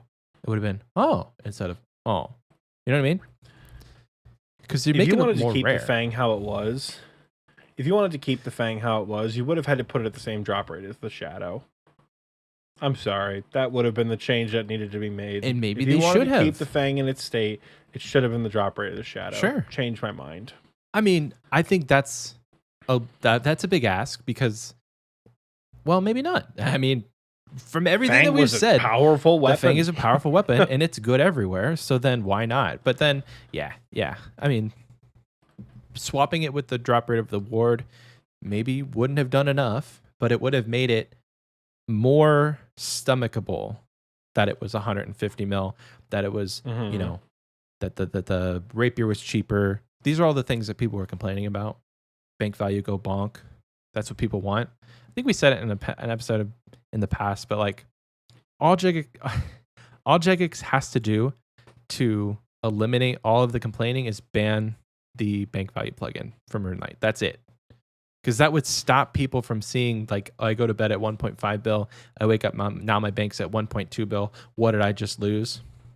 It would stop a lot of the complaining on Reddit. So, JMods, if you're listening, ban the bank value plugin. I would be interested to see what that would look like for a month, just because like that's how players keep in touch with the economy. Because a good deal of the player base they don't follow GE tracker. Like some of you listening probably do, but not all of you do. I bet a good portion of you don't have I don't have a GE tracker account. Like you guys don't follow that shit. Right. So a vast majority of players wouldn't even realize things were happening with the economy. Right. And they would probably be more focused on like getting the items and like going for financial goals. Yep. Than they would be seeing the value of them. Because like how many exactly, you're right, people go to bed at 1.5, they wake up at 1.2 and they panic and they don't know what happened. Right? You're absolutely right. That happens all the time in this game. Yeah. So, and prices fluctuate so often because people are checking their bank value every single day. I think it would do a lot for the economy if people didn't panic sell, people didn't panic buy. I mean, merching and stuff, that's always going to be a part of the economy, and that's what stimulates the economy, is like people buying and selling. But when a post goes live, or like a JMod blog goes live, and everybody wakes up and panic sells their Fang because, oh, it's nerfed, without reading into it, without, they're like, I just don't want to lose money. Well, you're doing worse at the end of the day for your bank value by not thinking critically about these things. I never panic sell anything. And my bank value, like yours, has stayed consistently around 1.2 to 1.3 bill. Except by the time you sold all those orbital crossbows. I was trying to make a smart financial decision, not based off of something. Yes, whatever. I lost a lot of money on our orbital crossbows because they were just dog water at Nex. And that was on me. It wasn't that much. I think I lost like maybe 100 mil, which is a lot, mind Still you. a lot of money to lose, dog. Yeah. What? Like, I think two things on that. I think before, because are you about set to go to commercial? I got two more things and I'm set to go to commercial. Yeah, let's do it. I don't know what you got. Yeah. Two final things from me on that. Number one, if nobody ever panic sold anything, you never would have had a Great Depression. Just saying. I wish that concept worked. It doesn't. People get scared. Number two, for you listening out there, take it from two people who have played this game a lot. We've done a lot of content. It is always, and I cannot stress this enough, it is always more worth it to have the item than to have the money. Sitting on a cash stack because what if I need to buy X item? Don't do it. Go make that money. Go do the content. Don't sell your items because they're falling. Because what are you going to do with that money? Buy back that item again? Like, even things that hold no value, just keep them. Yeah. It doesn't hurt you to keep an item. I have a crossbow that I've had forever that I bought at 6 mil. It's now 30 something mil. I've had a Dragon Hunter Lance that I bought at 80 mil and it's now 32 mil or something like that. I've bought and sold items that have gained and lost value over time, and it is always better to have the item than to have the liquid cash. I'm sorry. It's just the way of the game. But very nice. To that point, I tend to think the opposite, but we don't have to get into it. I like having a cash deck, and you can't take my money. Well, let's break into that a little bit. You have the opposite point. Let's hear him out, folks. It's simply the fact that money, the value of 100 mil GP is never going to depreciate. If I have 100 mil, I still have 100 mil. If I buy a Fang at 140 mil, it could be very volatile and drop to 75 mil like it did in the last week. And then you technically lost, what is that, 70 mil? If you had spent your hard-earned 140 mil and then overnight it dropped to 75, there's no guarantees it'll ever go back up. There's no guarantees it'll ever drop. So like you're sitting at 75 mil. My 140 mil that was sitting in my bank overnight didn't drop. Like nobody came into my bank and stole 70 mil from me. So I still have 140 mil. You have 75 mil. You take risks, obviously, with buying the items that you want. But to your point, just use them. If you have the money, buy things and use them. That is my counterpoint. Yes. Is, do you want to know how you could make 75 mil back? By using your S tier Osmumten's Fang. Yes. That is still pretty fucking cracked right. at TOA, by the way. It didn't get nerfed in TOA. It's still the same old right. You pay me Osmumten's Fang that we knew from a couple weeks ago. So even if you lose the money, use the Fang, get some goddamn purples. You don't have to worry about it. Mm-hmm. Because, you have something.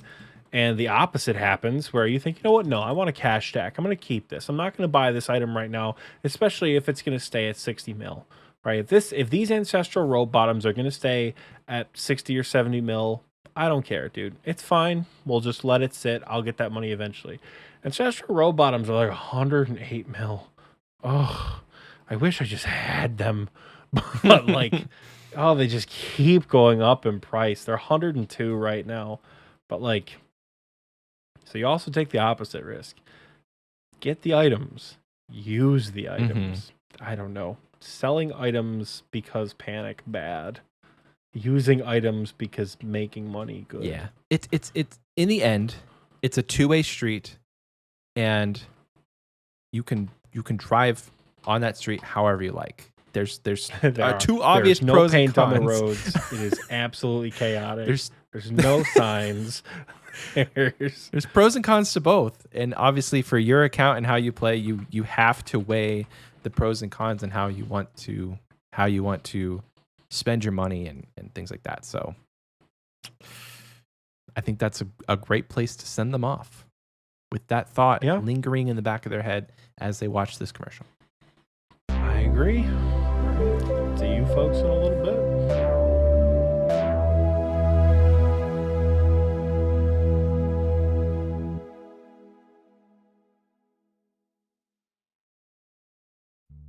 Hey, how's it going?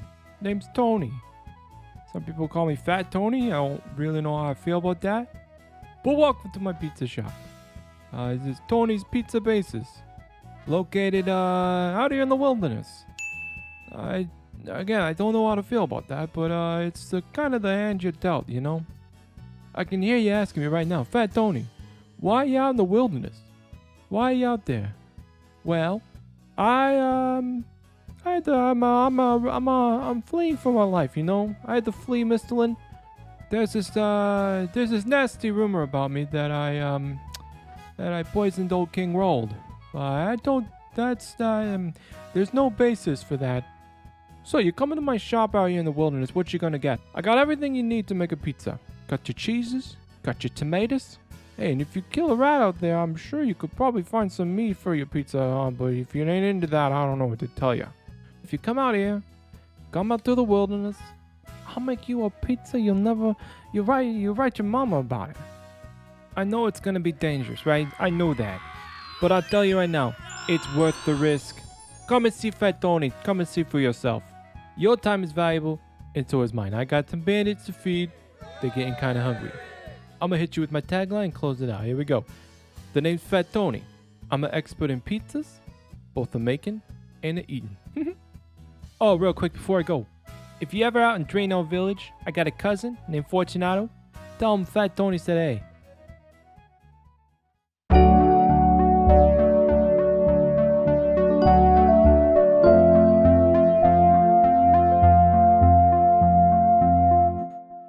Welcome back. I hope you enjoyed that reused commercial because I know I sure did. It feels nice to not make a commercial. I'm like, just edit this week. I will say it has been relaxing to like just edit, not worry about bingo, not make a commercial, just do the show. It's been great. That said, I hope you guys liked the ad from last week because I was most excited about that one. Of all the Halloween ads we did, I was the most excited about that ad. So I hope you guys liked it. We all know what time it is. It's Patreon time. We're going to kick things off, as always, with the Wise Old Man tier. And we are, as always, going to start with the man, 10,000 Slugs, who recently celebrated a birthday. Happy birthday, Slugs. Scape Caution, Andrew, Elagio, Bolimer, Basket, Benjamin R., Pork Jerry, Bradley B., Bronze Yon, Casper, Hadadbod, Cole, C. Gladney, Connor M., Morty, Creamed Ham, Dean R., Dean 709, not the same Dean, Drum TXT, Duke Bradley, DWZK, Dwizik? I don't know how you say that when you do your Patreon, Michael, but I say Dwizik or DWZK. D. Falconer, Farmer Isaac, Fetus Collector. God, he even put the name on Patreon. On Patreon. Gosh. What a guy. What a guy. Flying Castiel, Fortimus, Francine 1225, Gecko, Gloves, Hajay, Who Farted, Ikutursas. That's got to be some sort of pun that we're just not picking up on. Ikutursas. There's no way I'm saying that correctly. I'm a great guy. Jack M. Jake, parentheses, deathbeds, parentheses, AITSTP, parentheses. They're all closed now.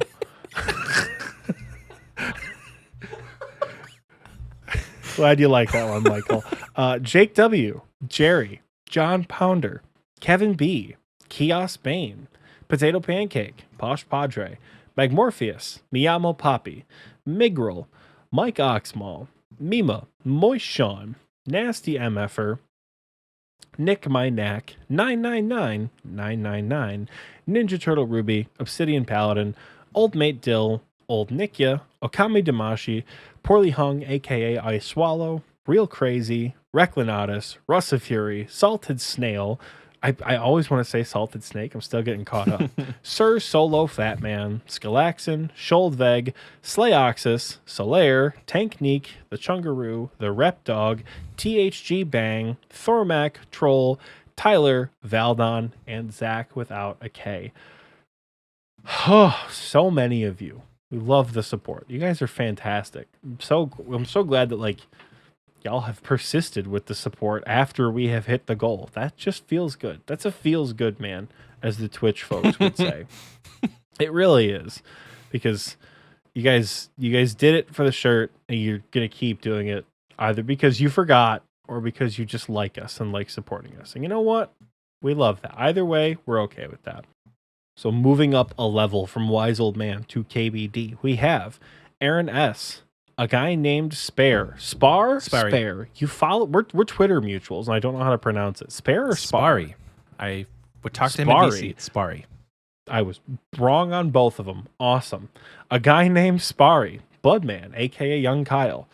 Broix70. My dad. Hi, Dad. Almost said your full name out loud. That would have been pretty funny. Dicky Bird. GAM Stones. Imby Jones with the upgrade. Imby. Wow, look at her. Kroll, the Lord Jake himself, iSteam, who I think also upgraded. Wow.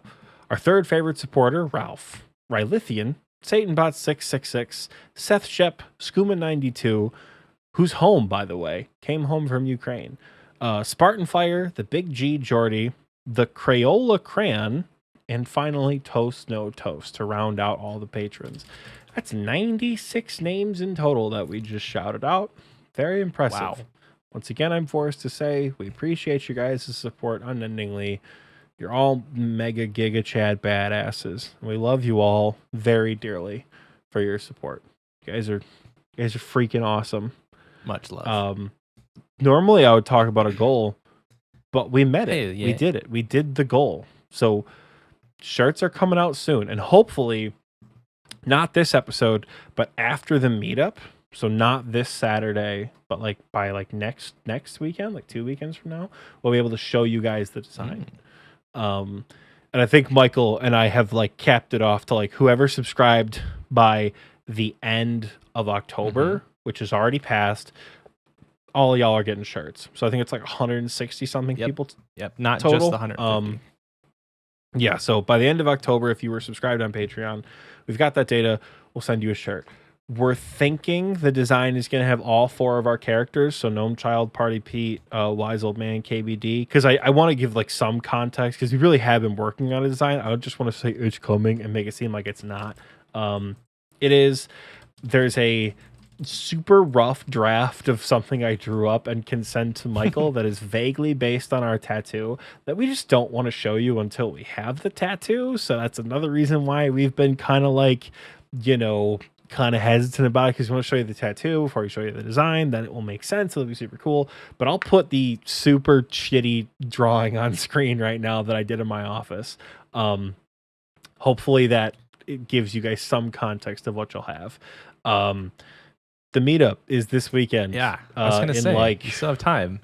10 minutes. The meetup starts on Saturday at like 6 o'clock Texas time. So if you haven't left yet, there's still time to leave. It's like we meet up in like 48 hours. So hurry it along. We're doing a lot of cool stuff. The weekend, I think Michael and we're gonna have a fantastic weekend. I told my wife today I'm absolutely pumped for that weekend. I'm very excited. Don't get me wrong. I am also an anxious mess about it because, like, when am I not meeting new people?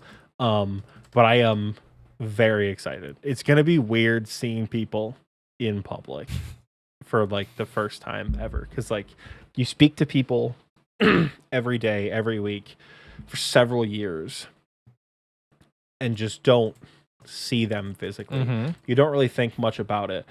Having been in an experience, like multiple experiences where like I've met online friends before. I met Kaylee, I met TMD, I met Jake. I didn't forget Jake. I just couldn't think of the third, whatever. I'll never forget you, Jake. It's not weird because it's not like you don't know this person. Right. But sometimes you'll be like, you're real. You're a real person sitting in front of me. And I know if you guys have ever met other people from online, you probably know what I'm talking about.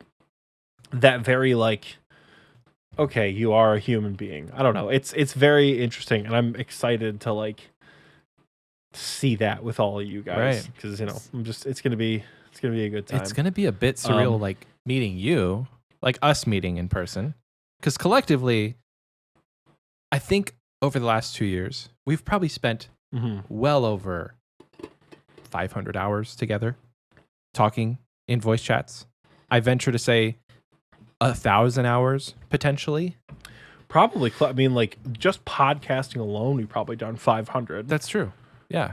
Like, yeah, we're up there. Because like the episodes we got a pretty good like mid-game account as far as like talking total time, like talking to each other hour wise. Yeah. The episodes are like 2 hours, right? But we spend way more time than just the 2 hours actually conversing and interacting, and that's just on a weekly basis. So it's gonna be surreal, I think, a little bit. Yeah. I met Ralph. He's the only one that I've met in person. Our third favorite supporter, Ralph, and that was not an awkward experience because like I feel like I know Ralph, and I do know Ralph, but meeting in person, it was just like, oh, you're sitting in my passenger seat, and we're going to get Buc-ee's. We're going to get barbecue sandwiches at Buc-ee's. That's cool. So it was cool. But I'm very excited for this weekend. Like Oxie said, when this episode goes live, if you listen to it on the day of, or even the next day, Friday, you still technically have time to make it. If you're listening to this after the 12th of November, I'm sorry, the meetup has ended. We have met, but you still have time to plan for Xpwaste North, which we'll talk about probably in way more detail around the coming the new year. So More importantly, I have time to plan for Xpwaste North because I have talked about it with the Lord Jake himself, because he's originally from Michigan. So we've kind of talked about what some of the logistics are. Detroit Metro is close to exactly nothing. So unless you guys want to party at like, oh God, what's it called? Like the NDC, like downtown Detroit, by the airport, which is like a postal distribution center for like packages. We're going to have to find a way to like get everyone to like Midtown or something, which even then it's like the Xpwaste North meetup I'm concerned about because I don't want it to turn into like everyone has to spend an ass backwards amount of money to do that, because like I don't want to do that. Right. The other option is to like fly into Grand Rapids, but having been to Grand Rapids like 3 times in my entire life, I don't know what that looks like for like the Grand Rapids Kalamazoo airport. So I'll have to work it out with like folks who live in Michigan and all. Like we've had people like Duke Bradley. We shout him out every week on the supporters. He messaged me a couple months ago and was like, "Yo, I got property if we want to do something up there for Xpwaste North." And that would be sick because like I know it, Duke Bradley knows it, Jake knows it. Hanging out like in the summer up north in Michigan, there's literally nothing better. Yeah. Bonfires, fishing, outside swimming. You got shitloads of food. You got drinks if that's your thing. We could make serotonin potions for everyone. Exactly. It is literally perfect. How are we gonna get people there? Yeah. That's because we can't like get a party bus or a shuttle. No. Because like there's not even like where I live right now, I live in central Michigan. There's no airport around here that can support a flight from like, they wouldn't even take a flight from you, right? So getting up to this area where like people could do all those like fun quintessential Michigan summer things is really not feasible. So yeah, it's just hard. So it's either people are gonna have to travel for the North meetup. I literally mean like get to Detroit and then hop on like a bus or call an Uber and then like get to Midtown. So what I'm thinking vaguely, I know we haven't even done South yet. South might be a disaster and we don't do Xpwaste North, but can you imagine? I'm thinking we get a hotel, like a floor of a hotel. Yeah. And we stay somewhere probably in Midtown Detroit. Probably makes the most sense. And then just like see what's around there, because like Dave and Buster's is not horrible. Like I also have a car, so if like 4 people show up, me, you, 2 other people, we have free reign to do whatever the fuck we want. Yeah. But if it's like 50 people, we'll have to find something, and maybe we don't do Midtown Detroit. Maybe we do something else, right? But I have time to plan that. Unlike Michael, who is good at planning and also very timely. I'm gonna be figuring that shit out like a week before it happens. What we're doing, so we'll keep you on track, just like I'm on track for my wilderness KCs. We'll hound you. Sure thing. Well, yeah, but call me Bloodhound for nothing. But yeah. So tangents aside, I need to get the list ready for achievement of the week. So I think it is community question time. At least I'm honest with the listeners. Like at least I'm honest with you guys. Thank you, Oxie. I will be taking over now so that you can look to the left of your screen and go, sometimes. Love it. That is, I mean, what can I say? Like I am nothing but an honest man. Right? Yeah. I would never lie to you guys, but we have 2 weeks of achievement of the week. I think I did like the first week before we even started recording. And then we're like, yeah, we probably should like actually do this. So I'm going to be looking over to the left. I pay attention. Yeah. I'm excited for what you guys do and like how you guys respond. But I'm never looking at Michael. I'm not sorry, but you know. With that, 2 weeks ago, the last episode, I should say, we asked you guys a question, and that is a community question that you answered. Obviously, Thank you, Michael, it? for mansplaining the community question. 2 weeks ago, we asked you. Last episode, you answered. And it was, what quality of life update would you want to bring to the game? If you remember, I asked a silly question. Oxie said, no, that's not it. And we changed it. I don't know if I actually put that in the episode now that I think about it. So this is the question. Starting us off, Mr. Jake, a.k.a. Deathbed, a.k.a. AICSTP. You know him, you love him. He said, in 2022, can we get a effing DK's telly and skip the run? Also, the tool belt and coin pouch would be top tier. 2 things I agree with. That's a man who said, I am unabashedly coming from RS3. Yep. And I don't give a I would love those things. Yeah, I would love it. Coin pouch, tool belt, all that stuff is like, why not? It's just inventory space at the end of the day, and it's not entirely game breaking. Yes, you can put a dragon pick in your tool belt and never have to like worry about if you have it at the Akka room or not, but like they give you the space to store it there. So why not just have it? Anyway, Chris J says, I'd love a button that organizes my inventory and puts similar items, foods, potions, together. I like my backpack to be tidy, especially on farming runs. Probably just me. That is not just you, Chris. That is me as well. Now, what the issue I would have with that is people like things particularly how they like them. Some people like to organize their inventory top heavy. Some people like to, organize it bottom heavy. I am a bottom heavy person. So for me, I liked having the top spaces open and having all of the stuff that I normally use on a daily basis on the bottom, aka construction cape, rune pouch, teleports, all of that goes on the bottom. If you just press the button and it said, here's how we're going to organize it, to me, that wouldn't be quality of life. That would be annoying. So they would have to put some sort of customization in there. But I like where your head's at. Jacob says, a loot all option. Thank you. I know it's no big deal if you have good internet, but looting several items with some ping issues is no fun. Definitely not game breaking. Just come on. And that was actually Rezian. I always get mixed up with the pronounce of your name. And they said, "Let's go Cape Win?" ? So let's go bingo team.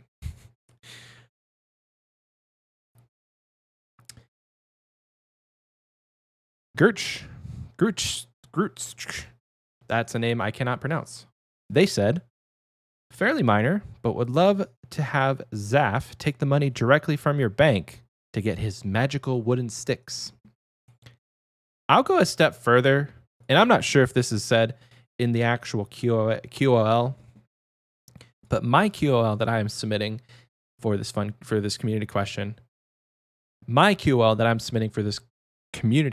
is I want all of the dailies delivered to my bank and money taken out, just like they do with the buckets. I don't care if they take 700K out of my bank every day. Just give me the staffs. I'll just do it. That would be so OP, and I would love that. Real Crazy says, I would love to have the drop items button from mobile added to the desktop. This one is the one that lets you drop items by tapping on them once. I know there's a RuneLight plugin on the hub for it, but not everyone knows about that. That's a fair point. It took me a while in playing this game to realize that you can have custom menu entry swapping. And this was before it was a readily available thing. It was like you had to add an item to a list, and then the game would know based on the name of that item that you wanted to drop it. It wasn't like the shift left click option where you could custom do everything. So it's a little bit easier now, but for those vanilla players, it would be kind of nice to have something built into the game that didn't require a shift drop or a RuneLight plugin. Scotty says, allowing mole slippers in the gauntlet. Let us have some Fashionscape in there, please, Mod Ash. That would be pretty funny if because you only make the head, the body, and the legs. That's it would be pretty true. funny to like only allowed statless Fashionscape items in every other slot. So like, and if all the weapons are one-handed, you could like take a bunch of dumb shit with you. Be pretty fun. I like it. Mockcat says, I'd love to be able to store hard clue rewards in the teak chest, not the mahogany chest.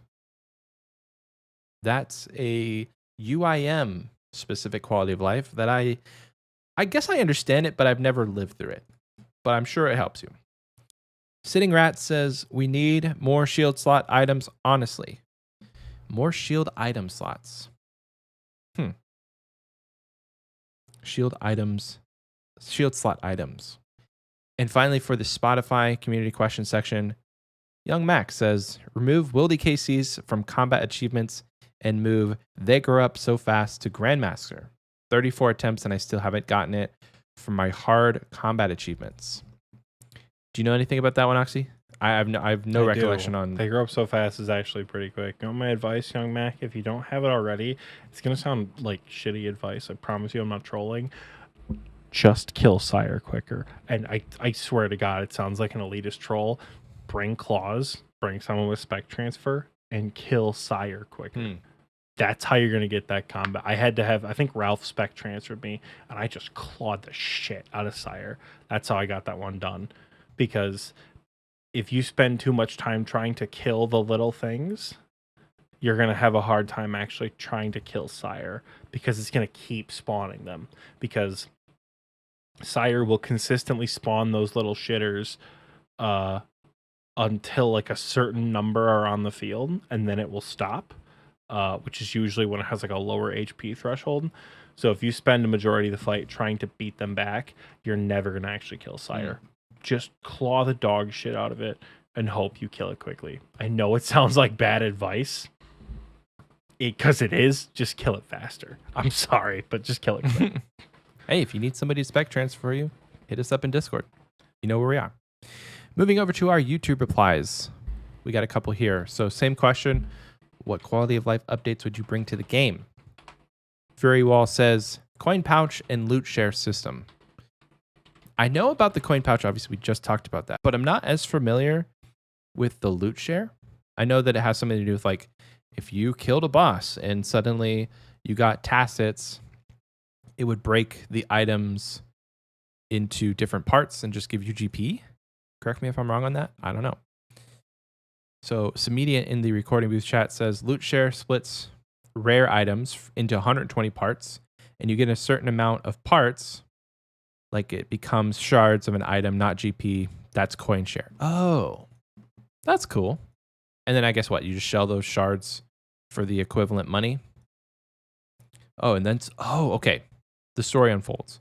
And then once you have 120, you combine them into that item, or you can sell them. That's pretty neat. I kind of dig that. Loot share, it would have, I don't know. The game it's two different games. We've talked about this, I think, but like RS3 versus old school, same concept, but different games. That's definitely something they would have to flesh out. So for the next one, Jordy goes into a pretty long synopsis about how to change fire making. I'm going to try and summarize it. But if you're interested in his entire answer, it's in the comments of last week's episode. So for Wintertot, I want the cold damage to not interrupt the current action.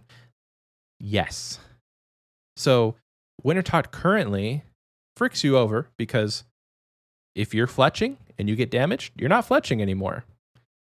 The biggest update to that would be, hey, if you're fletching and you get damaged, you could just continue to fletch, but you may die. So I would love that, to be honest. You want to know what the biggest update would be?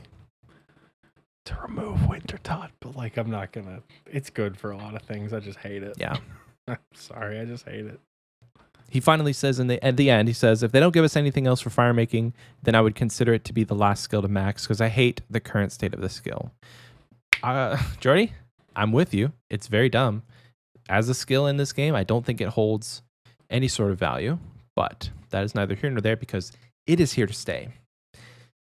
Last one here on YouTube. Mandy says QOL update when doing clues. Being able to have the stash unit take the gear directly off of your body instead of having to unequip it. Clue Ooh. doers know what I'm talking about. Mandy, that is that's a big one. fantastic because I'm always like, oh, I've got, I don't know, just an example, green hide a green hide body. Yep. Love that item. I'm Shut leaving up. it in. Hey, no. Ox is rude when he edits. A green dehide body. Bro, there it is. Thank you. Oh my god. Green dehide body. Because like that's Add a objective. dagger. Pretty funny. I'm not stopping. And green boots. That's the 3 items. And I'm like, oh, I'm wearing a green dehide body and a dagger, and I'll just take those off. And it's like, no. Give me that. Give me those boots. I've said enough. That is it for this week's community question. Thank you so much to everyone who did answer. If you want to answer this week's community question, it will be, what other changes, if any, would you want to see with the new polling system? You can answer that in the community questions section on Spotify or the pinned comment of this YouTube video if you're watching on YouTube. With that being said, Oxie, are you ready?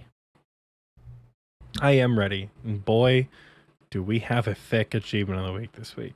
We always do, but like whenever we take 2 weeks off, it feels like massive, you know? Like it's truly a monumental task. And like I said, just like with bingo, it's always worth it. We are going to mix things up and we're going to start with skilling first. Skilling, as always, does have the most, but we're just going to kick it off with that. So for the achievement of the week from the last 2 weeks is big. A lot of you got 99s. A lot of you had 99 parties during bingo. And someone actually had a 99 party today that we just went to during the break. So starting way back from when we recorded, like I think October 24th up until today, we have Gambler, aka Sabretooth, with a 99 fishing. Zero Fox with 2 99s, 99 range, and 99 prayer. I'm pretty certain he got 99 prayer by burying some of his teammates' bones at Corp. And wow, do we love that. Lord Maticus with 99 farming. I want to say Lord Maticus actually had his wife kill Hespori. I think that was him who had his wife kill Hespori to get the 99, which is pretty cool. We had Miyamo, who had 99 HP, and then actually threw a pretty big drop party because of it after the fact, which was pretty cool. We had Eldrin with 99 thieving. I think that was the first 99 in their account. Schlim Jim, who got 99 defense at Theater of Blood at Zarpus, which I love because I got 99 strength there, but he just made a joke of like, don't tell my teammates I've been on defensive the whole time because you lose max hits when you're not on aggressive with Scythe. So he was, as we say, leeching a little bit, but he got a 99, so it doesn't matter. Resi Hand got 99 mage and 99 farming. Valeric got 99 cooking. Which, like, Valeric, I'm sorry, right? We all went to the clan hall to, like, celebrate after bingo when it ended. And Valeric was just, like, upstairs making wines. We didn't think anything of it. And then we're all like, all right, guys, drop party. We're going to Falador. Go, go, go, go, go. Because Tyler had all these stupid crystal keys to feed his addiction. And Valeric didn't come with and just, like, stayed behind at the clan hall. And then it popped up that he got 99 cooking. And we're like, shit. Should we have stayed? like we could have stayed and we could have had a massive 99 party. Like, I don't know if people didn't see it or if he didn't say it. Either way, Valeric, I apologize that everyone just left your pre-99 party. But congratulations nonetheless. Taco Cat with 99 rune crafting at Guardians of the Rift. Glad we were able to get you through that one. Glad our voices helped you get 99 rune crafting. Maybe it made it worse. We don't know. Antics, who we're going to talk about a lot this week. He did a lot. 99 strength. We have P5 HT. I don't know if that's supposed to be P5 hits. I don't know. Fast? He got 99 fletching, which is pretty cool. We have Msoon Kaboon. Again, the names I can't pronounce. I apologize, folks. They got 99 farming this week. Pretty cool. Jordy with his first ever 99 in OSRS with 99 thieving. We have another name that I can't pronounce, which is SHD Ice Bear NF. So should Ice Bear NF with 99 cooking. O'Clay with the double 99 this week with 99 wood cutting and 99 construction. He said, I'm going to cut lots of logs, then I'm going to make lots of logs into planks, then I'm going to make those planks into something to sit I have a on fun story. to get 99 con. Yeah. So it was Friday morning. I log into work, and Clay is just making tables. He's like 94 construction. I log in at 8:30. It's like maybe 10:30. He's 94. And we're like, Clay, are you just going to bust it out today? He's like, yeah, I've got nothing else to do. Had it banked forever. I'm like, okay, dude, good luck. It's going to take you like another 6 hours.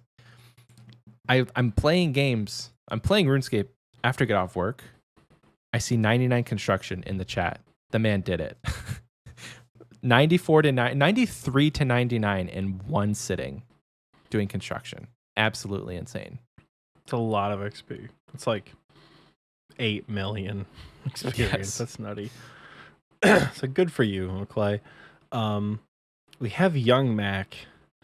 I can't stand Young Mac. I really can't. This Young Mac went to Giant Mole in the same shitty setup I put in my guide all those years ago and got 99 strength at Giant Mole. I cannot stand Young Mac. He's banned. He's done. He's never allowed in a TNL anything ever again. Get him out of here. Young Mac, congratulations, and send me your setup. I need to take it with me next time I go to Giant Mole. God. I'm never going to get away from that, unfortunately. Young Mac's going to make it his life's work to make sure I do not get away from that terrible, terrible guide that I made all those years ago. Brandon, the man himself, poorly hung, aka he got 99 hit points. I swallow this week. So congratulations to him. Alex Perp, Smooth Lou, however you know him, got 99 mage, 99 wizard, if you will. I called it wizard all week at TOA. And we took a bunch of learners. So whenever I kept saying switch to range, pray wizard, pray archery, pray wizard, when like Akka would switch attacks during the warden phase, people got thrown off when I started to say mage. Like, not even kidding. My team was like, mage? I'm like, wizard. Sorry, it's late. I forgot. What? But yeah, so 99 wizard for Alex, sir. Congratulations. Toaster Bath got 99 strength. Vader Boy got 99 attack. Ryuka-san got 99 strength. And the 99 party we just went to during the break, Base Dad OSRS got 99 mage in Lumbridge, and we were all there for it. I think he was another one who called the misses in to celebrate, which I love that. Just makes me happy when y'all bring your partners in to like, I got a 99, let's go. It's exciting. It is. Moving down to the miscellaneous tier, we've got some fun stuff. We only have 2 quest capes this week.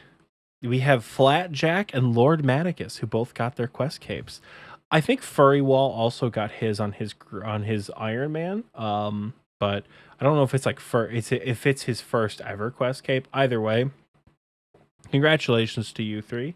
We have some music capes. We have Spite Leech and everyone's favorite Too Much Dad, who finally got a champion scroll. Don't you mean after all these years of playing? Don't you mean too much dentist or whatever is too much dentist, too much duck, too much didn't win bingo, whatever you want to call him. Oh, it's too much diggery-doo now. Yikes! What a man. TMD finally got his music cape, as did Spite Leech. So congratulations to the both of you. Camden 55510, or some combination of those numbers. 55510. Camden, my boy, got a diary cape this week. Congratulations to you. And then rounding out the miscellaneous tier with a truly miscellaneous achievement, Mima got his 2500 medium clue scroll KC. Still no black boater. Oh, That's my why he's gosh. still doing him. He's 1 item away from completing the collection log, and unfortunately he didn't get it. Speaking of high KCs that have been requested to be shouted out on Achievement of the Week, last week our boy Hyla requested that he gets shouted out for doing 1,000 corrupted gauntlet without getting an enhanced crystal weapon seed, but he got that today, so no shout out for you, Hyla. You get nothing except a Bofa. You get nothing. You lose. So that wraps up the miscellaneous category. And finally, we're getting into combat. We have a lot of cool combat stuff this week, including something that just a couple things just happened today. I think did somebody get Zulrah scales while we were recording? I don't know. I think someone did.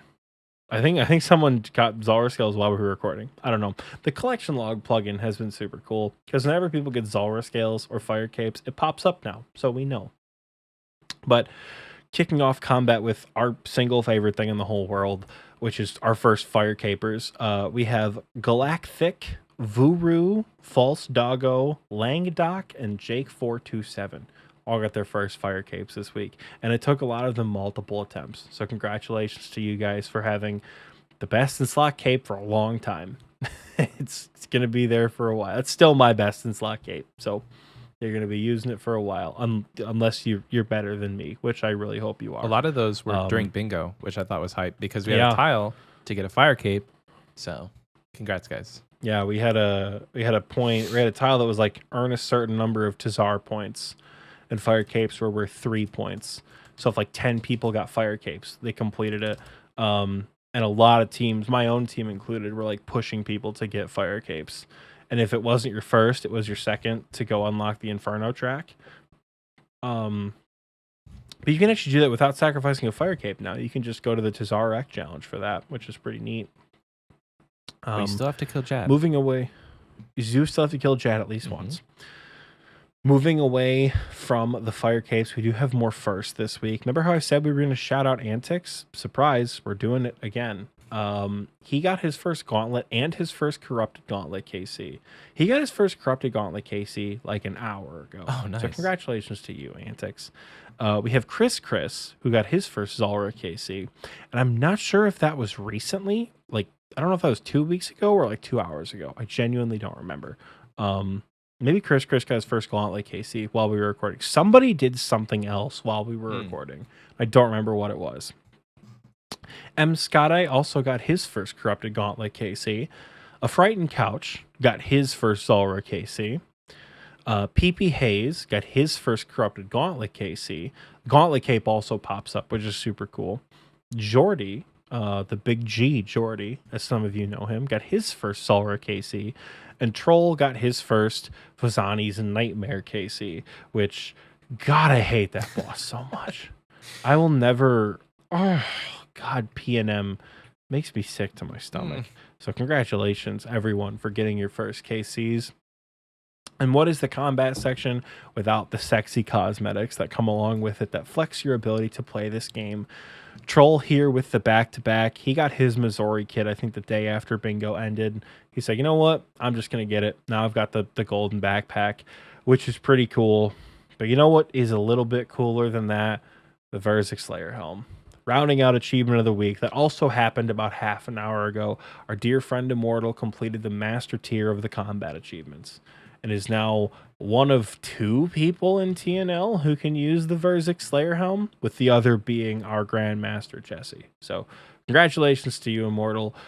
You're close. Grandmaster should be coming by the end of, I don't know. Who knows? I don't want to say the end of this year, but I also don't want to say the end of next year.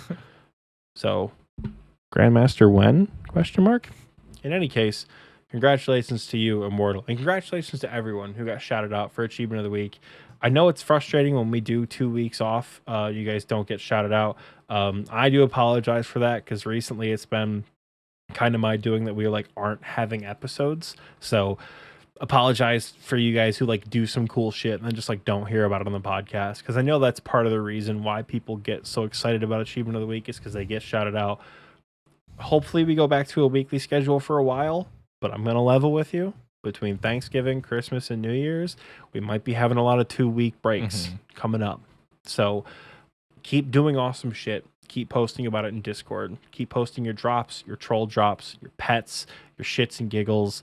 whatever you like, post it in our Discord. Come hang out, discord.gg/OSRSTNL. It's massive now. There are I did an at everyone message for something, and it is ridiculous. There's like 1,200 people in there now. It is so much bigger than what it was when like Michael and I first joined. It's wild, and you guys are awesome. So congratulations on all of your various achievements this week. Look forward to next week's. Yeah. I think it's fun question time. We're rapidly approaching midnight my time, but I believe it is time for a fun question, Michael. Let's do it. Yeah. This week's fun question is brought to you by Slay Oxys. It's quite simple. Ooh, okay. Slay Oxys says, if you could introduce a new item into the game by changing or removing one letter from an existing item, what would you choose? Their example, if you're struggling for something to, get those juices flowing, they said the Abyssal Ship. They changed the W in whip to S, and now they just want sailing. Oh.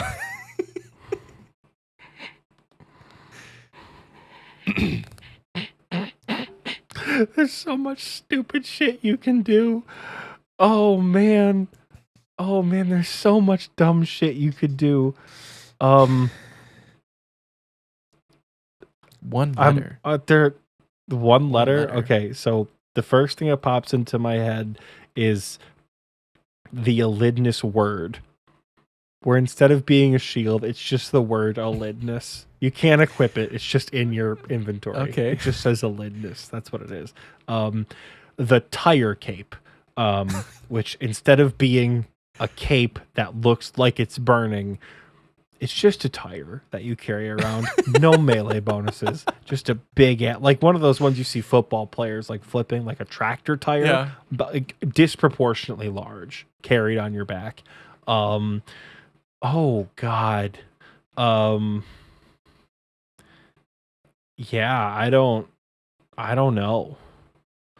It's a hard one. I kind of wish we had a little more preparation. We need like a list of, we really should have prepared for this one. Like a list of every single item in the game.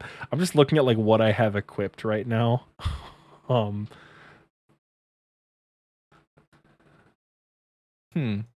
this is hard. So instead of runes, the game consists of different elemental prunes, like the fruit. So it's just like stackable fruit that somehow is magical, but I don't know. I mean, you could change it to like tunes as well. Oh yeah, so air like tunes. this is really just like a rhythm game. Like it's Guitar Hero. The fire tune. Guitar Hero.